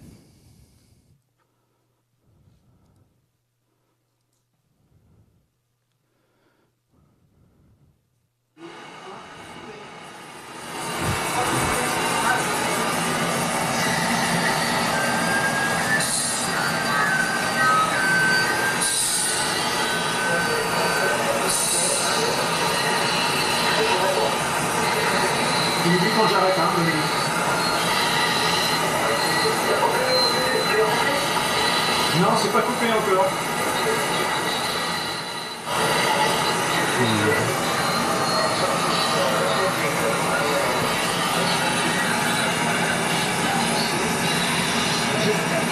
Je coupe ou pas? Pardon. On a trouvé. Alors, vous avez beaucoup de fumée. La fumée est artificielle, et bien effectivement, c'est pour ça que je ne coupe pas, parce qu'il y a quelqu'un qui fait de la fumée. En fait, c'est de la fumée type boîte de nuit, hein, on n'a rien inventé. On crée la fumée comme ça dans le cockpit. Mais du coup, l'équipage voit la fumée. Et donc, la première chose, la première action, c'est de sauvegarder l'équipage. Donc, c'est de mettre le masque. De façon, parce que si l'équipage est mort, ben dans ce cas-là, de toute façon, on perd l'avion. Donc, première chose, c'est sauvegarder l'équipage. Et ensuite, application des procédures. Et puis sauvegarder les passagers quand même aussi, à la mesure du possible. Et donc après les procédures sont appliquées, et donc à gauche là, il y avait un pilote certificateur, à droite un pilote d'assaut, et donc le pilote certificateur vérifie que les procédures sont correctes. Parce qu'une fois qu'on a trouvé l'origine du feu, qu'on est capable de l'arrêter par les procédures, ce qu'il faut, c'est évacuer la fumée. Donc on vérifie que dans un temps donné, il y a un temps prévu, la fumée va s'évacuer effectivement et permettre de retrouver une certaine visibilité dans le cockpit. Ah oui, celui-là il est compliqué celui-là. Yes. Donc quelques chiffres. On a fait donc 375 vols pour d'essai, dont 160 en certification. 705, ça représente 750 heures de vol, dont 215 en certification. On a atteint 51 000 pieds. La vitesse max, 405 nœuds démontrée. L'avion, lui, donc, est limité à 370 nœuds. Un bandeau rouge à 370 nœuds. Et donc un max de 98, sachant que les utilisateurs ne peuvent pas dépasser 0,90 de Mach. Voilà ce que ça représente. On a fait beaucoup plus sur le 7X avant, mais comme je vous l'ai dit, ça a servi pour cet avion. Et donc une fois que l'avion est certifié, on va le commercialiser. Et là, pour le 8X, ce qu'on a fait, c'est que pour être sûr que notre avion était mature, en fait, on a fait une campagne de fiabilisation. Donc on a fait le tour du monde dans toutes les conditions possibles, des vols longs, des vols courts, des endroits froids, des endroits chauds, avec des fois 4 vols, 5 vols par jour, des fois en laissant l'avion sécher à un endroit donné, un peu comme ferait le client. Et qui a donné, c'était une belle aventure, mais qui a été faite à tambour battant. Allez voir. Et on a parcouru le monde. Et ça a permis également de montrer l'avion dans le monde entier, parce que beaucoup de clients l'attendaient.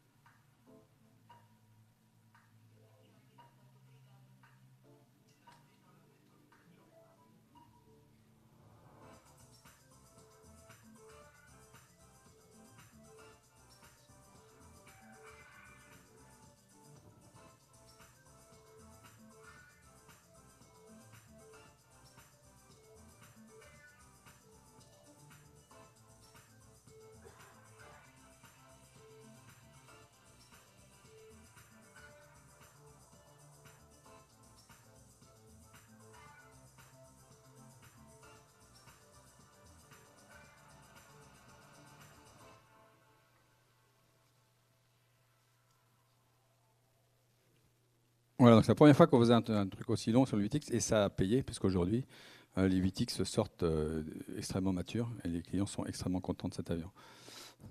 On n'avait pas eu cette chance sur le 7X, on a eu quelques déboires au début. Mais là, les clients sont très contents. Et donc, ça se fait connaître. Et aujourd'hui, le 8X est quand même relativement très, très apprécié. Et donc, en particulier chez nos nouveaux clients, chez les Chinois, parce que chez les Chinois, alors les vendeurs, c'est ce qu'ils nous disent. Le problème en Chine, c'est de trouver, de déterminer qui peut acheter un avion. Parce que les milliardaires, ils poussent comme des champignons. Donc, il faut vite trouver où sont les champignons et aller les voir pour leur demander s'ils ne voudraient pas acheter un 8X. Et donc, il a fallu démontrer qu'on était capable nous, on démontre on dit ce qu'on fait et après, on fait ce qu'on dit.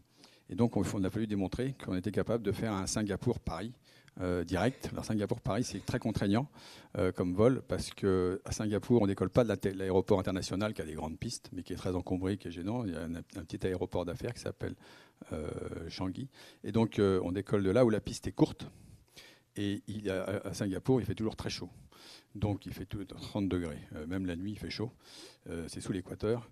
Et donc, le problème, c'est que, terrain chaud, ça veut dire que les moteurs poussent moins. Quand il fait chaud, les moteurs poussent moins, il y a moins de poussée. Donc, c'est plus pénalisant pour la performance de décollage. Et d'autre part, le carburant qu'on va mettre à bord de l'avion, c'est du carburant qui va être à 30 degrés, qui va être chaud. Donc, c'est-à-dire qu'il va avoir un volume plus important que s'il était à moins 40.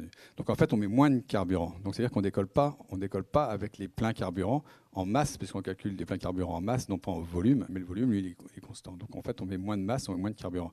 Donc, on décolle avec moins de carburant que prévu, et en plus on a tous les vents de face en face à nous. Mais l'avion fait ce qu'on a dit.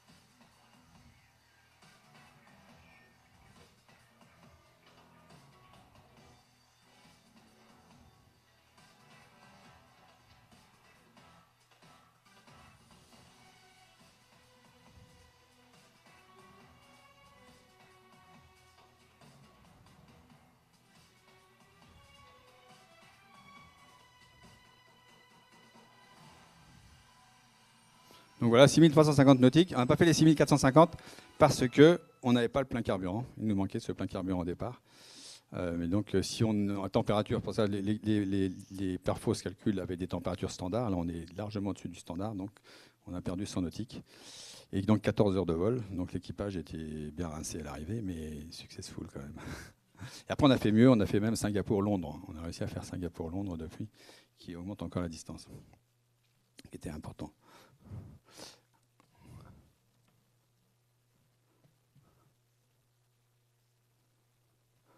Voilà, merci pour votre attention.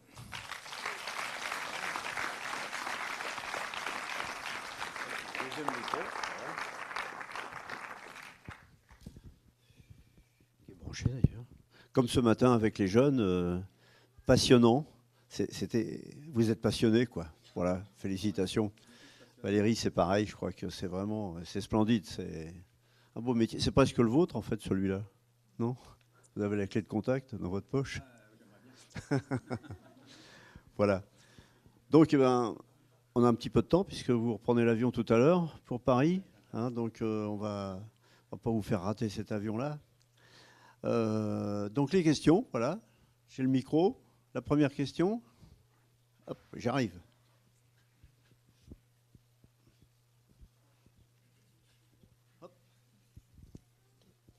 Moi, j'avais une question concernant donc le métier d'ingénieur de piste, parce que vous mentionnez donc les ingénieurs qui sont aux côtés des pilotes sur le site d'Istres. Mais en tant que jeune ingénieur, justement, je me pose la question qu'est-ce que ça peut, à quoi ça peut ressembler par rapport à des métiers dont on entend plus parler, comme ingénieur de prod ou ingénieur conception? Tu veux répondre? Il y a les ingénieurs de... Bonjour. Ingénieur de prod, ingénieur de piste, c'est quand même assez proche, hein, parce que c'est s'occuper des avions. Donc l'ingénieur de piste, il va suivre l'avion, bien sûr en essai en vol. Alors, après l'ingénieur de piste à Istres, là il va suivre, il va définir l'ordre d'essai. Hein, et donc il y a une relation très très proche avec le pilote, hein, pour définir l'ordre d'essai, etc. Donc ils ont des métiers certes des différents, mais la formation de base peut être la même. Hein. Bon, c'est pas un ingénieur de production, il fera plus, il va s'occuper de l'avion en cours de fabrication. Après, mais pareil, dans la fabrication, il y a les essais sols, ça reste quand même très proche. Les gens tournent, hein, de toute façon. Hein. Les gens tournent en fait. Hein. Il y a des gens qui sont à un moment donné ingénieurs de piste, ingénieurs de prod, après ils sont ingénieurs en essai en vol.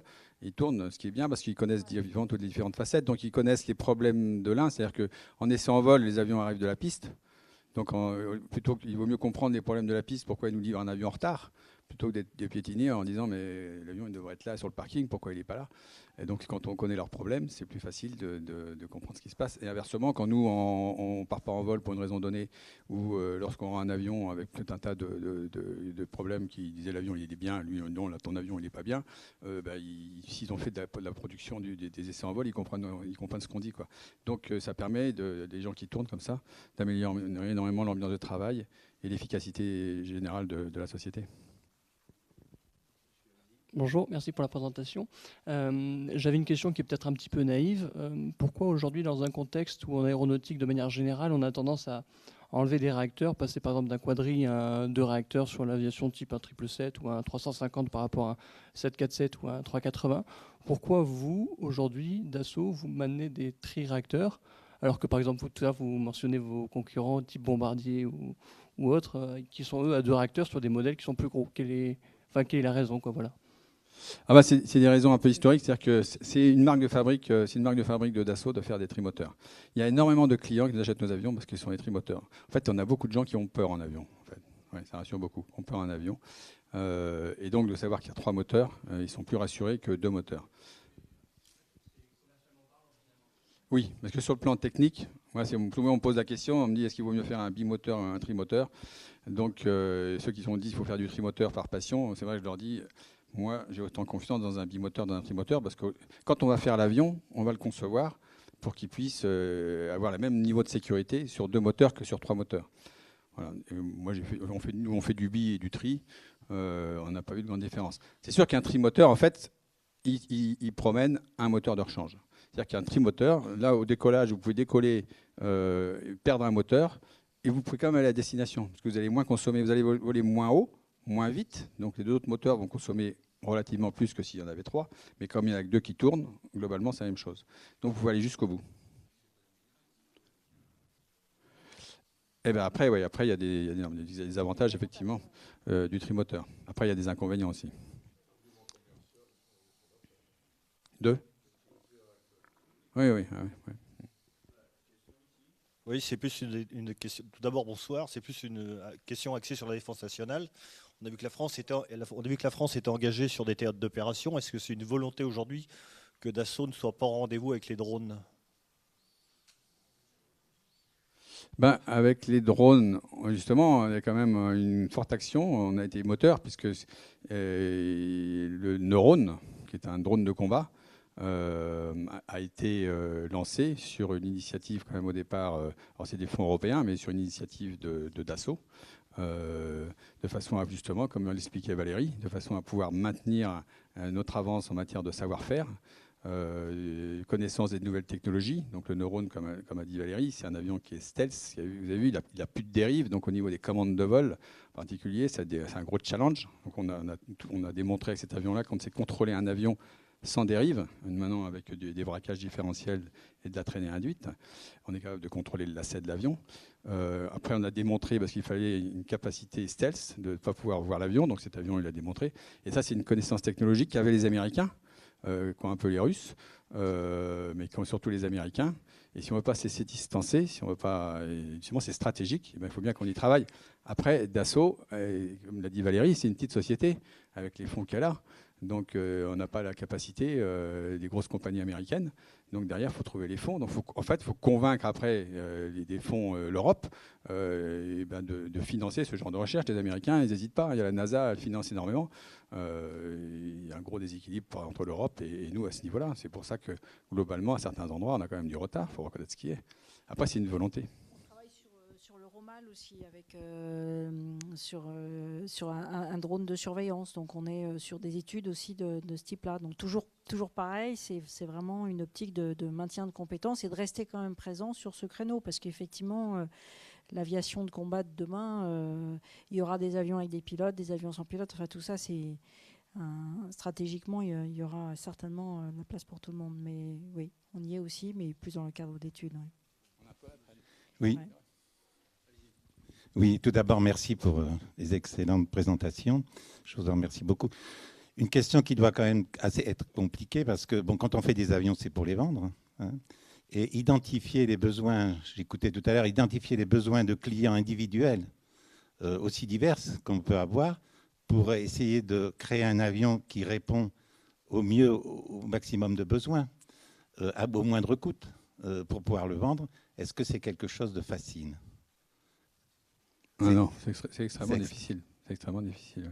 Par rapport à des compagnies, par exemple, par rapport à des avions qui sont destinés à des compagnies dont on identifie bien les clients, quoi, je dirais, la destination, là, c'est quand même, ça doit être quand même assez particulier, non? Oui, mais là, on est un peu quand même sur la même longueur d'onde que les compagnies aériennes, puisqu'en fait, c'est les compagnies aériennes, les clients qui vont demander. Aujourd'hui, avec l'émergence de tous les clients asiatiques, chinois, qui ont besoin d'aller très très loin, on s'aperçoit qu'aujourd'hui, ce qui fonctionne super bien, c'est les avions ultra long range. Aujourd'hui, Bombardier et Gulfstream sont des avions qui vont à 7500 nautiques. Je pense que cette tendance, elle est dans ce sens-là aussi. Aujourd'hui, les airliners, ils partent pour des vols qui font 18 heures de vol. Donc, c'est vrai qu'il y a une vraie tendance dans ce sens-là, à faire des avions qui vont loin. Après on le découvre en fait petit à petit, en fonction en allant voir les gens. En fait, les clients, nos vendeurs parlent sans arrêt avec eux. Ils savent en gros ce qu'ils voudraient avoir. Et puis malgré tout, souvent, c'est le besoin. Il y a des gens qui achètent un Falcon qui avant faisait des petits trajets. Puis le jour où ils achètent un Falcon qui est sur le marché parce qu'ils ont les moyens et que l'avion leur plaît, ils l'achètent et ils ont des capacités d'aller beaucoup plus loin. Et du coup, eux-mêmes, d'un seul coup, ils se découvrent des capacités pour aller plus loin. Ils font du business, du coup, beaucoup plus loin. Et ils découvrent d'autres choses, quoi. Donc ça va un peu dans les deux sens. Bonsoir, merci beaucoup à vous deux pour vos présentations qui étaient à la fois passionnantes et très intéressantes. On voit apparaître dans le sillage aéronautique des projets d'avions d'affaires supersoniques et également dans l'aviation civile commerciale. Se pose également la problématique de l'électrification avec des propulsions hybrides. Est-ce que ce serait sur le long terme un projet de Dassault Aviation de créer par exemple un Falcon S pour un Falcon supersonique ou un Falcon H pour hybride? Alors, le supersonique, on y a travaillé il y a pas mal d'années. On avait fait un avant-projet sur un Falcon supersonique. Et en fait, l'étude avait montré qu'à ce moment-là, on n'avait pas de moteur. Parce qu'on sait faire des moteurs qu'avions supersoniques, puisqu'on fait des avions de combat qui sont supersoniques. Mais les contraintes qu'on va demander ne sont pas les mêmes. Un client particulier civil, il ne va pas accepter de faire une maintenance toutes les 500 heures. Aujourd'hui, c'est 3000 heures de vol avant de faire une maintenance à moteur. Donc, il faut trouver des moteurs qui sont capables de faire voler un avion supersonique, qui ont des cycles de maintenance qui sont équivalents à aujourd'hui. Il n'y en a pas sur le marché, donc il faut les développer. Donc il faut trouver un motoriste qui accepte de développer le moteur. Aujourd'hui, il y a des projets, et aujourd'hui, ils se heurtent à ça. Aujourd'hui, il n'y a pas de moteur pour faire des avions supersoniques. Il n'y en a pas. Donc ça, c'est un des soucis. L'autre souci qu'on avait, alors, au niveau financement, il n'y avait pas de souci, parce que des clients qui sont prêts à acheter 150 millions un avion, il y en a plein. Donc il n'y a pas de souci financier. Par contre, il y a des soucis de l'image. C'est comment on s'est posé la question, c'est-à-dire que ça va être des avions qui vont consommer énormément, qui vont voler très haut, parce que supersonique, de façon à consommer moins, comme Concorde, ça va voler entre 50 et 60 000 pieds. Donc ça veut dire que on va avoir deux personnes qui vont aller dans un avion, qui vont consommer je ne sais combien de tonnes de carburant, donc ils vont rejeter je ne sais combien de tonnes de CO2 à l'extérieur. Et ça, aujourd'hui, c'est une question qu'on se demande, c'est tout ça pour faire aller un peu plus vite que les autres. Est-ce que c'est viable? Est-ce que des gens vont accepter en fait, d'être montrés du doigt à ce niveau-là? Donc ça, pour nous, c'est un énorme frein au développement du supersonique, en dehors de la technique, parce que la technique, il faut trouver des financements, mais faire un moteur supersonique, on y arrivera. Par contre, il y a tout ce côté écologique et respect de l'environnement qui aujourd'hui prend de plus en plus d'ampleur. Donc je pense qu'aujourd'hui, on regarde ce que font les concurrents. Il y en a certains des Américains qui se lancent, mais ça fait des années qu'ils se lancent. Après, il y a la réglementation. Alors, les Américains sont en train de la changer, mais elle a été faite quand même par les Américains. On fait Concorde. Eux, d'un coup, disent le supersonique sur Overland, sur la Terre, c'est interdit. Donc, ça cloue Concorde d'office qui peut voler que sur l'océan. Donc, ça limite. Aujourd'hui, on peut voler supersonique que sur les océans. Et là, les Américains sont en train de regarder si, par hasard, on ne pourrait pas voler supersonique sur Terre, maintenant qu'ils vont développer des avions. Donc, on a eu une discussion il y a 2 semaines avec les EASA sur ce sujet-là. Et moi, je leur ai dit, les gars, il ne faut pas céder. Hein, tant qu'on n'aura pas de supersonique, il faut interdire le supersonique overland au-dessus de l'Europe. Voilà. Oui. À l'électricité. Ah, moi, je ne sais pas répondre. J'en profitais pour poser 2 questions. L'avion électrique, j'y crois pas, moi. Oui, alors sur l'électrique, je peux répondre. On a les bureaux d'études travaillent dessus, mais on n'y croit pas beaucoup. Donc effectivement, on travaille sur des batteries, on travaille sur peut-être quelques éléments, mais bon, l'avion électrique, tout électrique. Oui, ça serait plutôt hybride, mais c'est pas. Non, par contre, ce qu'on travaille, qu'a fait le Boeing avec le Boeing 787, je ne sais pas si vous connaissez le Boeing 787, c'est-à-dire qu'il y a beaucoup de systèmes qui sont entièrement électriques. Tout le conditionnement est électrique, les freins sont électriques, de façon à ne plus utiliser d'hydraulique et avoir le moins de fluide possible. Pardon ? Ouais. Donc au niveau maintenance et au niveau conception, c'est plus simple. Par contre, c'est des énormes énergies électriques. Il y a eu des gros problèmes au début parce que c'est des énormes énergies électriques à domestiquer à bord d'un avion. Et c'est un des problèmes aujourd'hui qu'on voit déjà. On a quelques courts-circuits déjà aujourd'hui. C'est pas anodin. C'est souvent des départs de feu qui sont très limités parce que l'avion est bien fait. Mais les fortes puissances électriques, il faut vraiment les maîtriser dans un avion. Sinon, ça peut être vite un désastre, quoi. Donc voilà, c'est un vrai challenge. Merci pour ces 2 excellentes présentations. Je reviens un petit peu au Falcon 8X. Quels sont au niveau qualité de vol, quels sont les principaux avantages du 8X par rapport au 7X?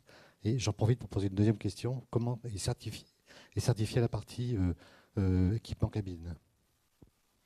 Alors, le 7X, on a amélioré les qualités de vol par rapport au 7X, on a bénéficié. Donc, on en a fait un avion. Alors, on a refait, comme je disais, on a refait les ailes. Il y a des ailes qui sont un peu plus souples que le 7X. Donc, il y a un passage. Le 7X est déjà très confortable en turbulence. Le 8X est encore plus confortable en turbulence. Aujourd'hui, on a des clients qui volent sur G650, sur un concurrent américain qui est un magnifique avion. Et ils trouvent que c'est un avion qui est extrêmement dur, noyau de pêche. Et quand ils font un vol sur 8X, ils n'en reviennent pas du silence et du confort de la cabine, même en turbulence, puisqu'il amortit très très bien. Donc il y a cette partie-là. La partie bruit dans la cabine qui a été améliorée. Après, bon, le range. En qualité de vol, on a également, comme on a des commandes de vol électriques qui sont excessivement efficaces, on avait, on ne va pas dire un souci, mais ça avait été un peu reproché par la certification. C'est-à-dire qu'on avait une technique de décollage sur piste courte. On demandait au pilote de mettre, comme c'est protégé, de mettre le manche au baquet arrière, de façon à décoller le plus tôt possible. Ce qui fait que si l'avion était lourd, centré avant, l'avion mettait un certain temps à rejoindre. Et puis s'il était léger et centré arrière, il partait comme un chasseur à très grande vitesse, ce qui pouvait, c'est pas idiot, mais éventuellement de nuit déstabiliser par l'oreille interne, un peu déséquilibrer un peu les pilotes, ce qui est un peu vrai, c'est un phénomène qui existe. Et donc ça, on l'a amélioré, on a mis une harmonisation dans les commandes de vol, ce qui fait que le pilote, quel que soit le centrage, quand il tire sur le manche à une position donnée, le calculateur calcule automatiquement le début de vitesse de rotation et va harmoniser la réponse avion. Ce qui nous donne un décollage maintenant qui est d'une régularité et d'une facilité déconcertante. Voilà. La dernière question pour pouvoir libérer notre conférencier qui doit partir. La dernière. Allez, voilà. Pour monsieur. Excusez-moi, monsieur, mais une question vraiment naïve et je n'ai pas la réponse. Est-ce que les manches sont couplées sur le Falcon 8X en comparaison des Airbus? Est-ce que les manches sont couplées sur le 8X? Non. On est comme sur Airbus, comme pas couplés. On n'est pas couplés. Ok, merci. Il y a un débat actuellement, mais on n'est pas couplés. On avait étudié sur 7X, on avait étudié le couplage des manches. Et en fait, on s'était aperçu, on avait fait toute une étude et on les avait construits. Et après, on s'est aperçu en fait que c'était relativement complexe, des manches couplées. Donc, on risquait d'amener à un taux de panne en fait, on dégradait la fiabilité des manches et donc des no-go de départ pour un avantage qu'on trouvait trop faible. Et donc, on a abandonné le concept des manches couplées. On a un système d'avertisseur. On est mieux placé en cas de double pilotage simultané entre les deux pilotes. qu'Airbus, mais on a les manches qui vibrent en particulier. Si les deux pilotes touchent le manche en même temps, le manche se met à vibrer et on a des alarmes audio et visuelles en même temps. Mais on a également une sensation physique qu'il y a un double pilotage. ce qui permet de détecter immédiatement qu'il y a 2 pilotes qui sont en train de voler en même temps et qui leur permet de se coordonner. Voilà. Après, ce débat-là, on peut le commencer, mais le débat, récemment, il y a un 737 qui a des manches classiques. Et les mecs, ils sont allés au tas parce qu'il y en a un qui voulait se poser, l'autre qui ne voulait pas se poser. Et puis, c'est le plus fort qui a gagné, et ils sont allés au tas. Donc, même avec des manches couplées, on peut faire des grosses conneries, quoi. Voilà, je crois qu'on peut applaudir à nouveau nos conférenciers. Merci. Voilà, Marie Gaudret, qui est directeur de l'établissement Ariane Group de Saint-Médard, pour la conclusion. Bon, mais merci encore. Franchement, je vais le redire encore une fois, mais 2 présentations passionnantes. Merci beaucoup. Je pense que, comme beaucoup d'entre vous, on ne regardera plus les usines Dassault de la même façon et encore moins un décollage de Falcon avec le même œil. Donc, merci encore. Alors, au nom de la 3AF, on a l'habitude de remettre à nos conférenciers un petit cadeau. Donc, on va vous remettre... Alors, c'est pas très original pour des Bordelais, mais bon...